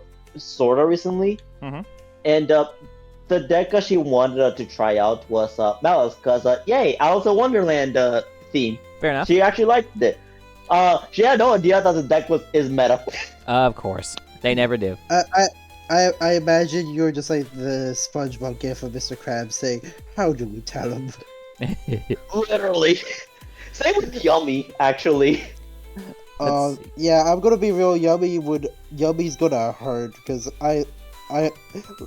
my guy, relationship make all of us make our PFPs the Yummies. We love them that much. They're adorable. Please do not hurt them, Konami. And now we're Just going to let them be neuter the cute. cats. Oh, No. All right. There's another show title. Sure, I'll put it on the list. No. But let's keep going. Let's keep going. We're running a little behind. Don't hurt the Cupsy. Next up is the Selection and Secret Packs. First, the Selection Pack, Onslaught of Emperors, which has a bunch of scattered singles, including the Primite Fusion and Thea, the Primal Being. Then there's Secret Pack Forgotten Underworld, which is dedicated to the Memento and Thunder Dragon cards. Then there's Secret Pack Agatha Cachologically Whispered Fates, which is the Valmonica stuff. I can't believe I said that all in one sentence. I'm surprised you said that without fumbling. Yeah, I fumbled with normal English. Yeah, tongue twisters be hell. Words are hard. Secret Pack True Awakening of the Oathbound Knights, which is the Centurion cards. I thought, you said Earthbound. I was like, oh, they go. No, I said Oathbound. I thought you said Earthbound. Nah. At least I don't think I did. Secret Pack Overlay of Obsidian Armor, which is the Shark stuff. Makes sense. And then Secret Pack Shining Sarcophagus of Destiny, which is the Shining Sark import. That makes sense to me. And now finally we can get into the TCG OCG news. We finally got an official launch date for Justice Hunters here in America, which is going to be on August 1st. Yeah, prepare yourselves, everyone. Yeah, that tracks. Now, they announced a new product over in Japan called Limited Pack GX Osiris Red, which had a bunch of cool stuff listed in it from the GX anime that we never got, which includes cards like Archfiend Matador and Ritual of the Matador Advent Dark Paseo, which is Archfiend support, where the Ritual monster on summon itself searches any 2 Archfiend cards. So, Chess Archfiend might be playable. I think this might be the best just generic Archfiend support we've ever gotten. Yeah. This actually might make the summon Scopa playable. The Archfiend guy is crying tears of joy, I bet. Gee, who would have thought that to play 2015 Archfiends, we just needed a Ritual monster that +2? Wait, hold on. Does the Ritual spell mention the actual monster? I believe it does. And since the Ritual monster is a 6-star, that means prep and pre-prep both work with it, I believe. Yeah. Yeah. It's the Ritual spell can literally only summon Oh that. no, and because it's a level 6 fiend, oh no. No, it's not. No, it's not. No, it's not. It's a warrior. Oh, it's a warrior? Wow, how contradictory. Yeah, it's a warrior. How contradictory. Okay, but how is okay, I haven't seen the card in a while. My guy, have you played SMT? Have you not seen what Matador looks like in that? I don't care about SMT logic. This is Yu-Gi-Mon logic. If that motherfucker's an Archfiend... I don't care what you say, my reference is going through. Fuck you. Okay, fair enough. We neuter the Cupsy now? No! Alright, let's keep moving. The more we talk about that, the more uncomfortable people are going to get. So, next up is the Tactical Tri-Deck they mentioned, and they've announced that they are giving one to Rescue Ace. Oh, neat. Yeah, Oh, I doubt wait we're a- gonna see that product, but Wait. hey, it'd be cool if we did. More, give us the other two spells and traps. They are missing 2 of them still. Of course they are. Oh yeah, they also turned the Egg Witch into a V-Jump promo. I'll be getting to that in a bit. So, let's get into the new stuff that they've announced for Duelist Advanced. First off, we finally got a look at the true lore archetype, Art Magia, is its currently translated name. It's an art-based archetype, the all-new lore series that's replacing the previous one with the, God, I've already forgotten the name of the bitch and the witch. Simple spoils. Thank you. And Bayonetta, just call them Bayonetta to Sure. simplify it. Might as well. And this first wave is getting 4 main deck monsters, 2 fusions, 5 spells, and a trap. They seem cool, and people seem to enjoy them a lot. Nothing wrong with them. All right, there's nothing Yeah. wrong with it, but will it be the point Oh. where everyone plays it and it's impossible to just be like, get out of here? I doubt why it. not? Not on the first wave. Also, do you want to know what's ironic about what you said about the Diabell Star lore ending? It technically hasn't. Of course it hasn't. Yeah. Because, could I say this one? Sure. Morgana, the Witch of the Morganites. Because she's technically part of the lore. Oh, Oh yeah, yeah. that's right. The Morganite. She is in the art of one of the Diabell spells. Yeah. So she is technically Well, part it's of the lore as a prequel. Well, it's not really her, but it does resemble her. It's like an older version of her, but technically she does fit in. So the lore is still going. I will say in regards to Art Magia, I think this is the one time we've seen a playstyle where it's like, oh, we synergize by having all these different types on board, but they actually give you a consistent fucking method of actually do it. Or what was the last archetype that tried? Fur Hire?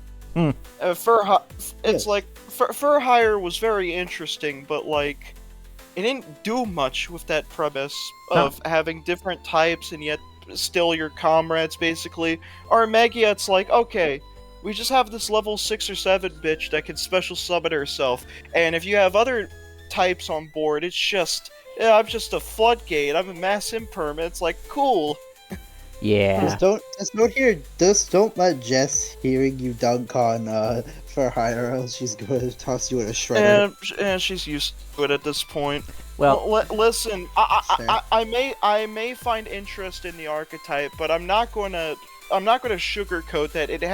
It's missing like 1 or 3 cards at this point, mostly back row stuff to really get it going. Yeah, no, that's fair. I'm just that was making a joke, but yeah. Oh, there is one thing I forgot to mention. The Duelist Advanced set is going to be releasing in the TCG on July 4th. America Day. Damn. I wasn't quite there yet, but next up I was actually going to bring up the Vanquished Soul support, which is 1 main deck monster, 1 Xyz, and 1 spell, and according to the early reports, it's already meta-relevant. Ready? Fucking course it is. Yeah, apparently somebody released a minute, report hang image on. that showed 4 top decks, and 3 of them were VS. Hold on. Listen. Similar to what Tim Brick just said, the deck just went to like unplayable to like somewhat meta. Well, Yes. yeah, that's what I was about to say. You have a deck like Vanquished Soul that has a clear win con and strategy, but just sucks with it at the moment. And you give it 3 really good cards, and yeah, it's just completed now. It's meta relevant. They're the potential man. They were the potential man of Yu-Gi-Oh. They just needed to unlock Akuma, then they could cheat. That's it. they needed to unlock like the Valentines from Guilty Gear. Okay, to clarify, because Tim just brought this up in chat, apparently it's Vanquished Soul K9 mixes, but still, the point is that they are slowly becoming relevant. I mean, that's still something, even if it is a hybrid, and, you know, K9's... people were speculating that they were going to be doing some rank 5 shenanigans in the meta. Now, moving down the list, they've also confirmed that we're getting more Lunalight support, which is 2 main deck monsters, 2 fusions, and a spell, and one of the fusions is actually able to finally search Luna Light Perfume. Oh, That's fucking yeah, we got a Luna Light perfume searcher that does other stuff, but people may have been cheating prior because they didn't realize that there's a difference between Luna Light Conjoined and Luna Space Light. Well, yeah. People, you're talking about Yu-Gi-Oh players and being able to read. Where is that not missing? Okay. Hold on. Listen, No, Nanashi, it's not. I accepted that the moment someone refused to read the first paragraph of Guardianiados, which is literally its summoning condition. Hold on. So, it's not just Yu-Gi-Oh players that don't know how to read. It's literally any TCG player in general. Yeah, but we're famous for it. Yeah. Fair, but still. Well, we're famous. Yu-Gi-Oh players are famous for 3 things: terrible price support, cannot read, has to bathe listed in its rules. Yeah. Yeah. I was gonna bring that up. We're notorious for not knowing how to use soap, yet knowing how to do a 75-minute combo, or in the case of Branded, just being able to make a 12-hour-long spreadsheet. Don't bring up Branded. I have 3 friends who play Branded. Come up. Well, I'm gonna recommend each of them a video that's 12 hours long. Have fun. And Raven, Hold on. I think they would watch it. And Raven, do you know what's ironic about that? They'll spend all those 12 hours reading that spreadsheet, yet they won't read Nirvana High Paladin. Ooh. All right. No, up the ante. Just say Endymion. All right, let's go ahead and... shots have been fired. Let's go ahead and continue down. Next up is the Regenesis support, which is another spell and another trap. Woo. Oh yes, the Judaism archetype. Basically, they're all Bible references. The Bible. Just like Shinato's Ark. Bible. And Noah Kaiba. Yeah. Hey, look, the Bible. Which is ironic considering... I'm not going to get into that. But they also revealed 3 new singles that are supposed to tie directly into the recently revealed deck build pack. Dracotail's getting Sacramentum Dragoon, a new anti-dragon and spellcaster fusion. K9's getting Valian the Psychic Musketeer, which is a rank 5 that can quick effect flip stuff down and destroys a set card when it's sent to the graveyard. Oh, it's also a Sky Blaster according to the TCG name. Yeah, it's basically a Sky Blaster by name. It's Valian the Psychic Musketeer. And Ukano Mitsune no Onari, which is a Yummy support linked to, basically, that resets quick play spells, protects your field spells, and destroys cards and deals burn damage when it's destroyed. Oh yes, my favorite Ojama card. Also, can I say something ironic? Is that actually an Ojama card, actually? The goddamn support card for Dracotail is actually just something that turns the matchup, the mirror match, from interesting to just, okay, who can down their floodgate first? Okay, anyway, we got an answer to Blue Eyes now. If you got the Super Polytarch. Let's see. I don't even... What's funny is they could make it and they'll just leave it as well because it's also like that for them. Pretty much. Let's see.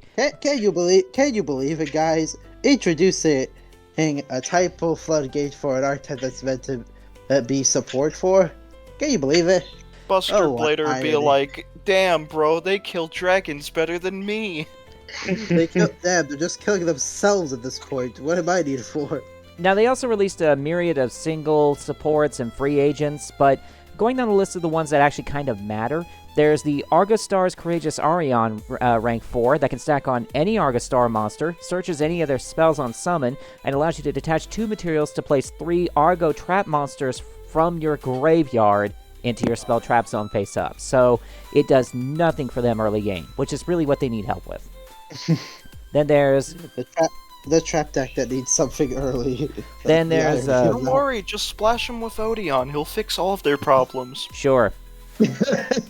Then there's Return of the Duelist, which searches an equipped spell if you have an Xyz monster on your field or in either graveyard.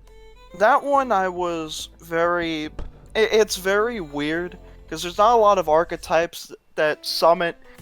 There's not a lot of archetypes that reliably summon an Xyz and then just also care about equips. You may be saying OG Noble Knights, but it's like, they can already circulate their equipped spells without this.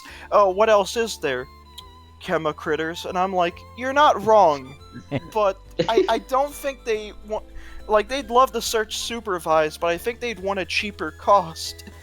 They You know what's also better? They're probably better off playing Morgana Probably. for the Morganite suite.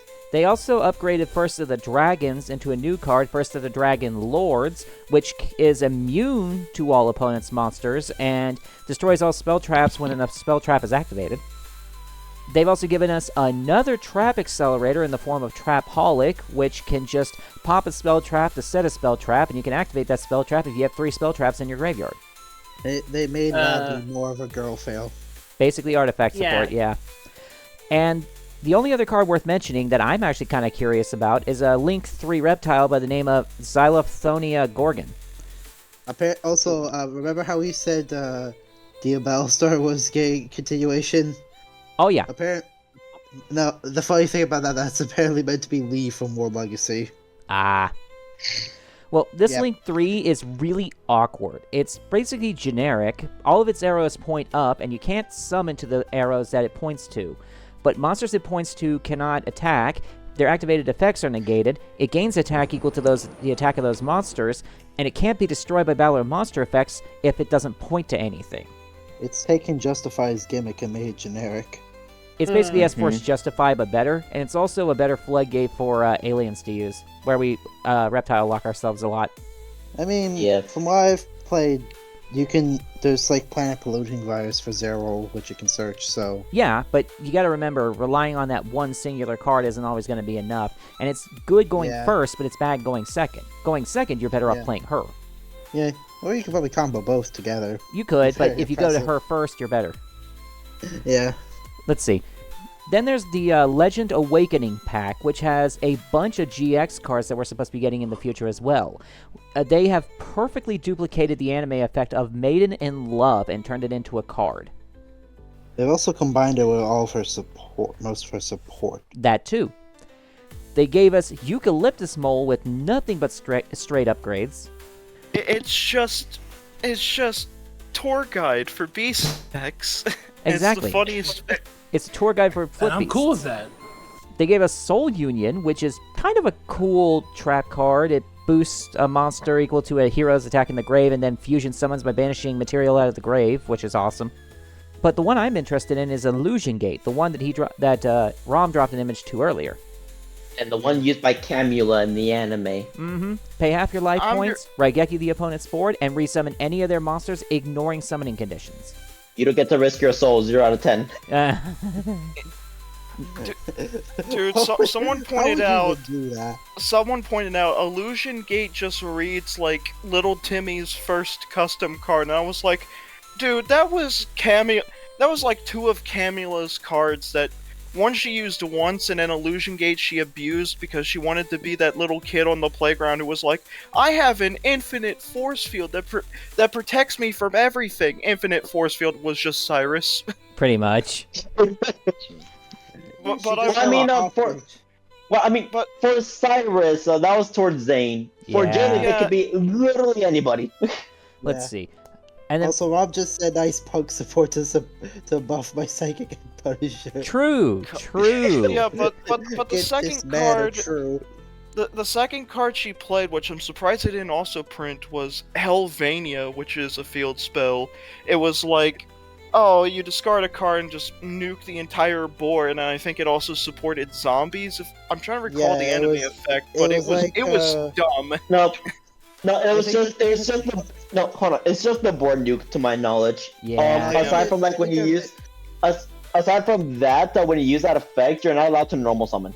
I mean, but still, if they're going to adapt it to the physical card game, they could have a sort of like lessened version of that effect, and maybe have it also support vampires for the obvious reason. Or they could probably combine it with like the one random card she ran to counter Crowler, where it's just like, oh, this card's blown up. Summon like a zombie from your deck. You mean zombie werewolf? I think he's referring to zombie bed. Oh yeah. Or like, was it Blood Pumpkin Moon or something? It was. I know what you're talking about, but that was against Zane, and it allowed her to gain a shit ton of life points. It was Zombie Bed. Alright, well, the last thing on the list to talk about is the V-Jump promos. The first one being the one that Ron mentioned a minute ago, which was Draw Pan or Draw Bread, which is basically a reference to the Golden Egg Witch. We don't know what it does, but I think it's hilarious they're actually giving that one a card. The other thing to bring up is that we finally... The other thing to bring up is that we finally got a confirmation on Prototype Sky Striker Ace Amatsu's effects, which is just that it rewrites another monster's effect with 2,000 or more attack points to destroy one of your cards, which triggers the Sky Striker pieces. And that was pretty much all I had, so we are officially out of the game news. Now, I believe that Connor had some Doctor Who stuff he wanted to talk about? Right. So, as of recording, Doctor Who Season 2 is underway. The next episode's coming out tomorrow, but for now I'm just going to talk about the 3 episodes that are already out. First off, Robot Revolution. It's got good pacing, it sets up the overall arc of the season really well, introduces us to Belinda, easily a better companion than Ruby, and it really gets the 1950s aesthetic really good in the planet that they go to. But then, so, after that, Lux came out, and so far it's the best episode of the entire season. Yeah, I'm glad that Alan Cumming came back to Doctor Who, because his performance as Mr. Ringading, fucking brilliant. Yeah, I saw clips a lot of Mr. Ringadine, and I actually wanted to ask you about it, ask what were your thoughts on it, and I'm actually glad. I waited until now because I didn't know you were going to talk about it. Yeah, it's basically a quintessential Doctor Who episode, but also sticking to the RTD2 model of, hey, we gotta at least have one story this season where the Doctor faces off against the God. Yeah, and I'm gonna be real here. When I heard him do the laugh, when I heard him do the laugh for the first time, I was like, "What's the significance of the laugh?" And then upon watching a comparison video, I'm like, "Oh, that's why." Because there are other harbingers, I believe. You see now. I see now. You see. But yeah, Lux is good. And finally, we get to The Well. Is it fine if I spoil it a bit? Well, I'm probably gonna forget it anyways if I do decide to watch it, and it's gonna take me a while to get to it, so go ahead. I don't really have an interest in Doctor Who, so go ahead.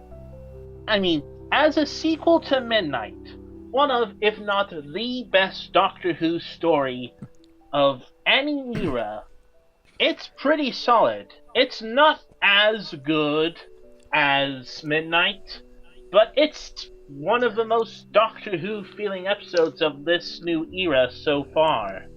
Well, alright then. I do kind of wish that the characters that aren't named Doctor or Belindra got more development though, but meh. Can't win them all. I mean, overall, so far, Season 2 is shaping up to be way better than Season 1. I mean, Season 1 was fine, that middle stretch is pretty good, but the first 2 and the last 2 stories of Season 1 were hot garbage. Not hot garbage, more like ice-cold garbage.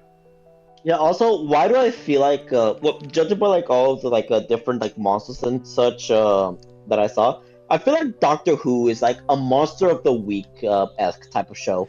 It tends to be, but it's really not, because most of the time these quote-unquote Monsters of the Week end up coming back in some regard. Uh-huh. Well, to be fair, that's nothing new in Sentai.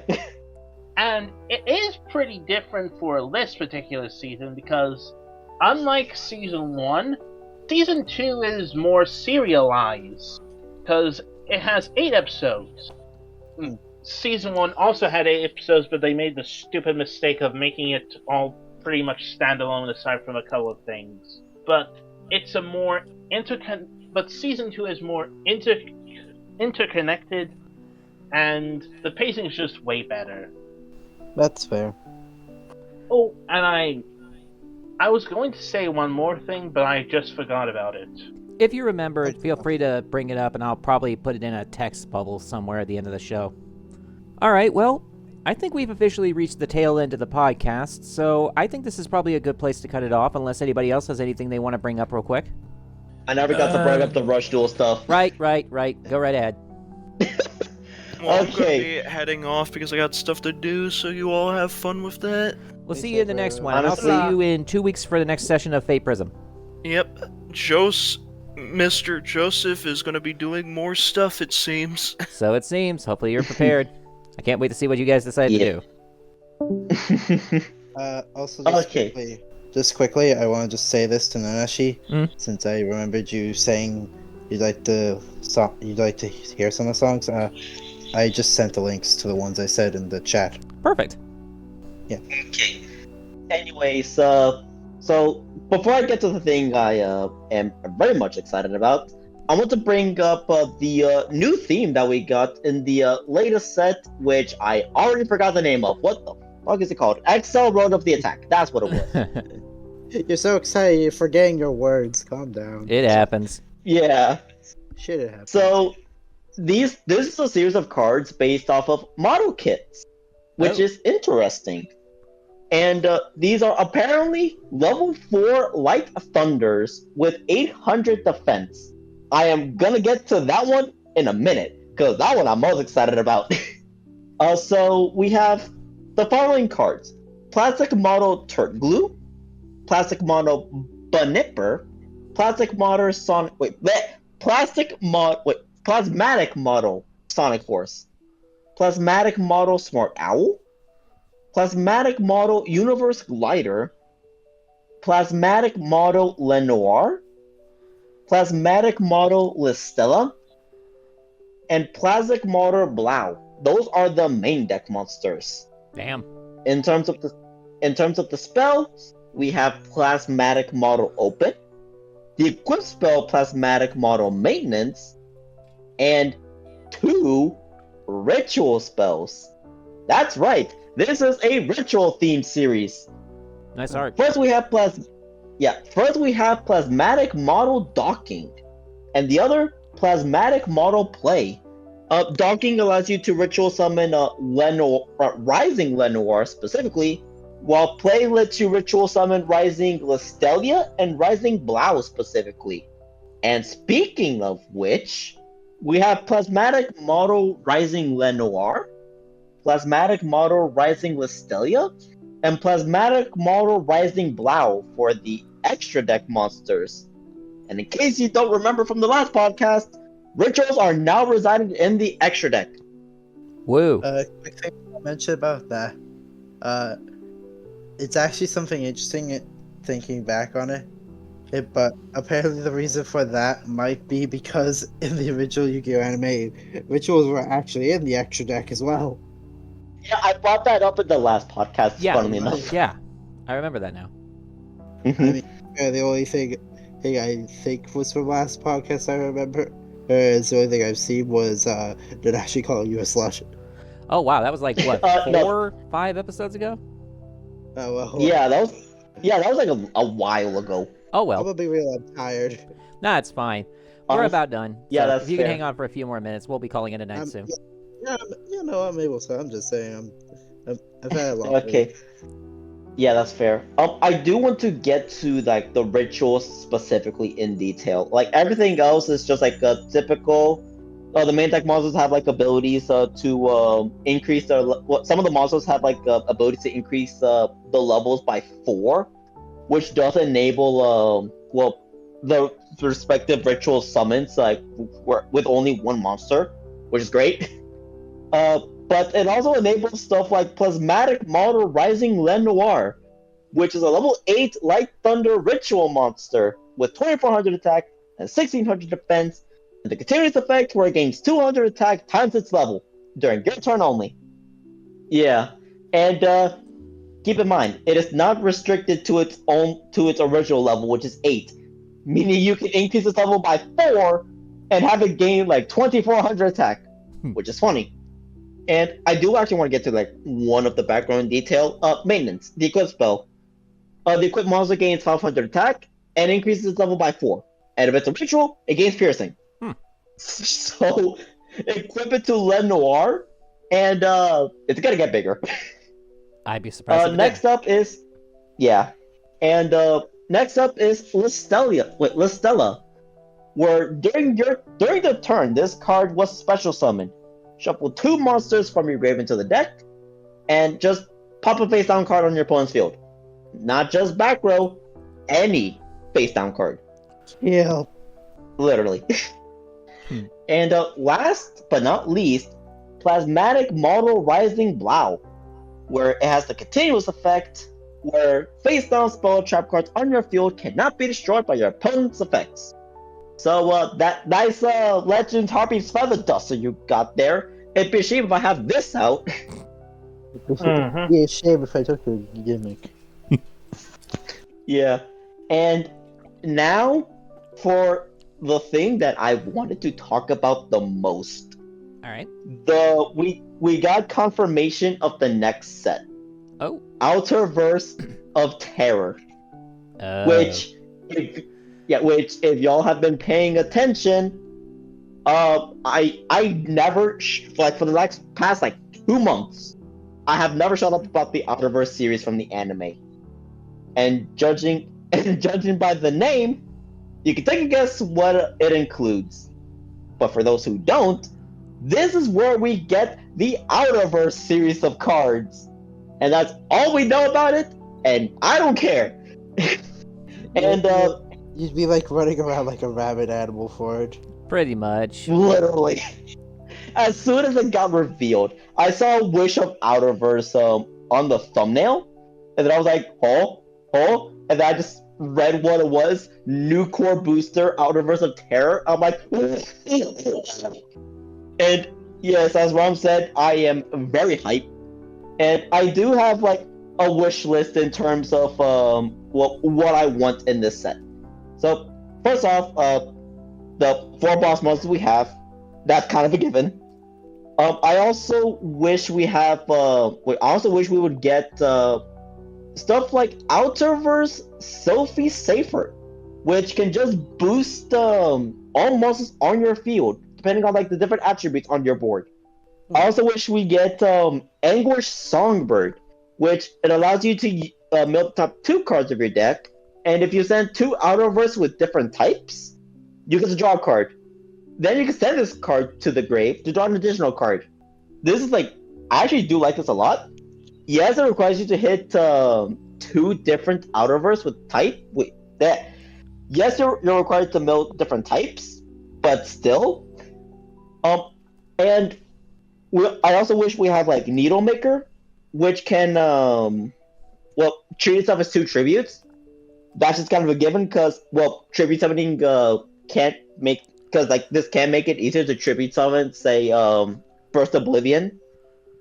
And I would go on, but I want to mention only one more. Outerverse Flare Flux, a great recovery card for the deck, and an added bonus if you add in Burst Oblivion specifically. I say specifically because it's the only level 7 power we have for the deck. And that's just all I want to mention. Fair enough.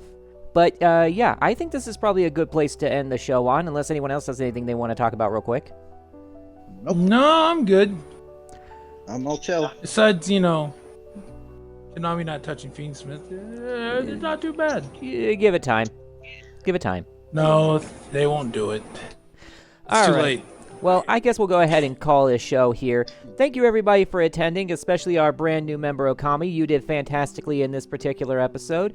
And thank you all for tuning in to watch us either during live or during the after show. We usually record these on the first Friday of every month at about 5 p.m. Eastern, which means the next one will be on, it looks like, June 6th. Yippee. So in the meantime, thank you again for tuning in, and we will see you in the next one. Bye-bye. Good night. Goodbye. Night, everybody. Eat more chicken.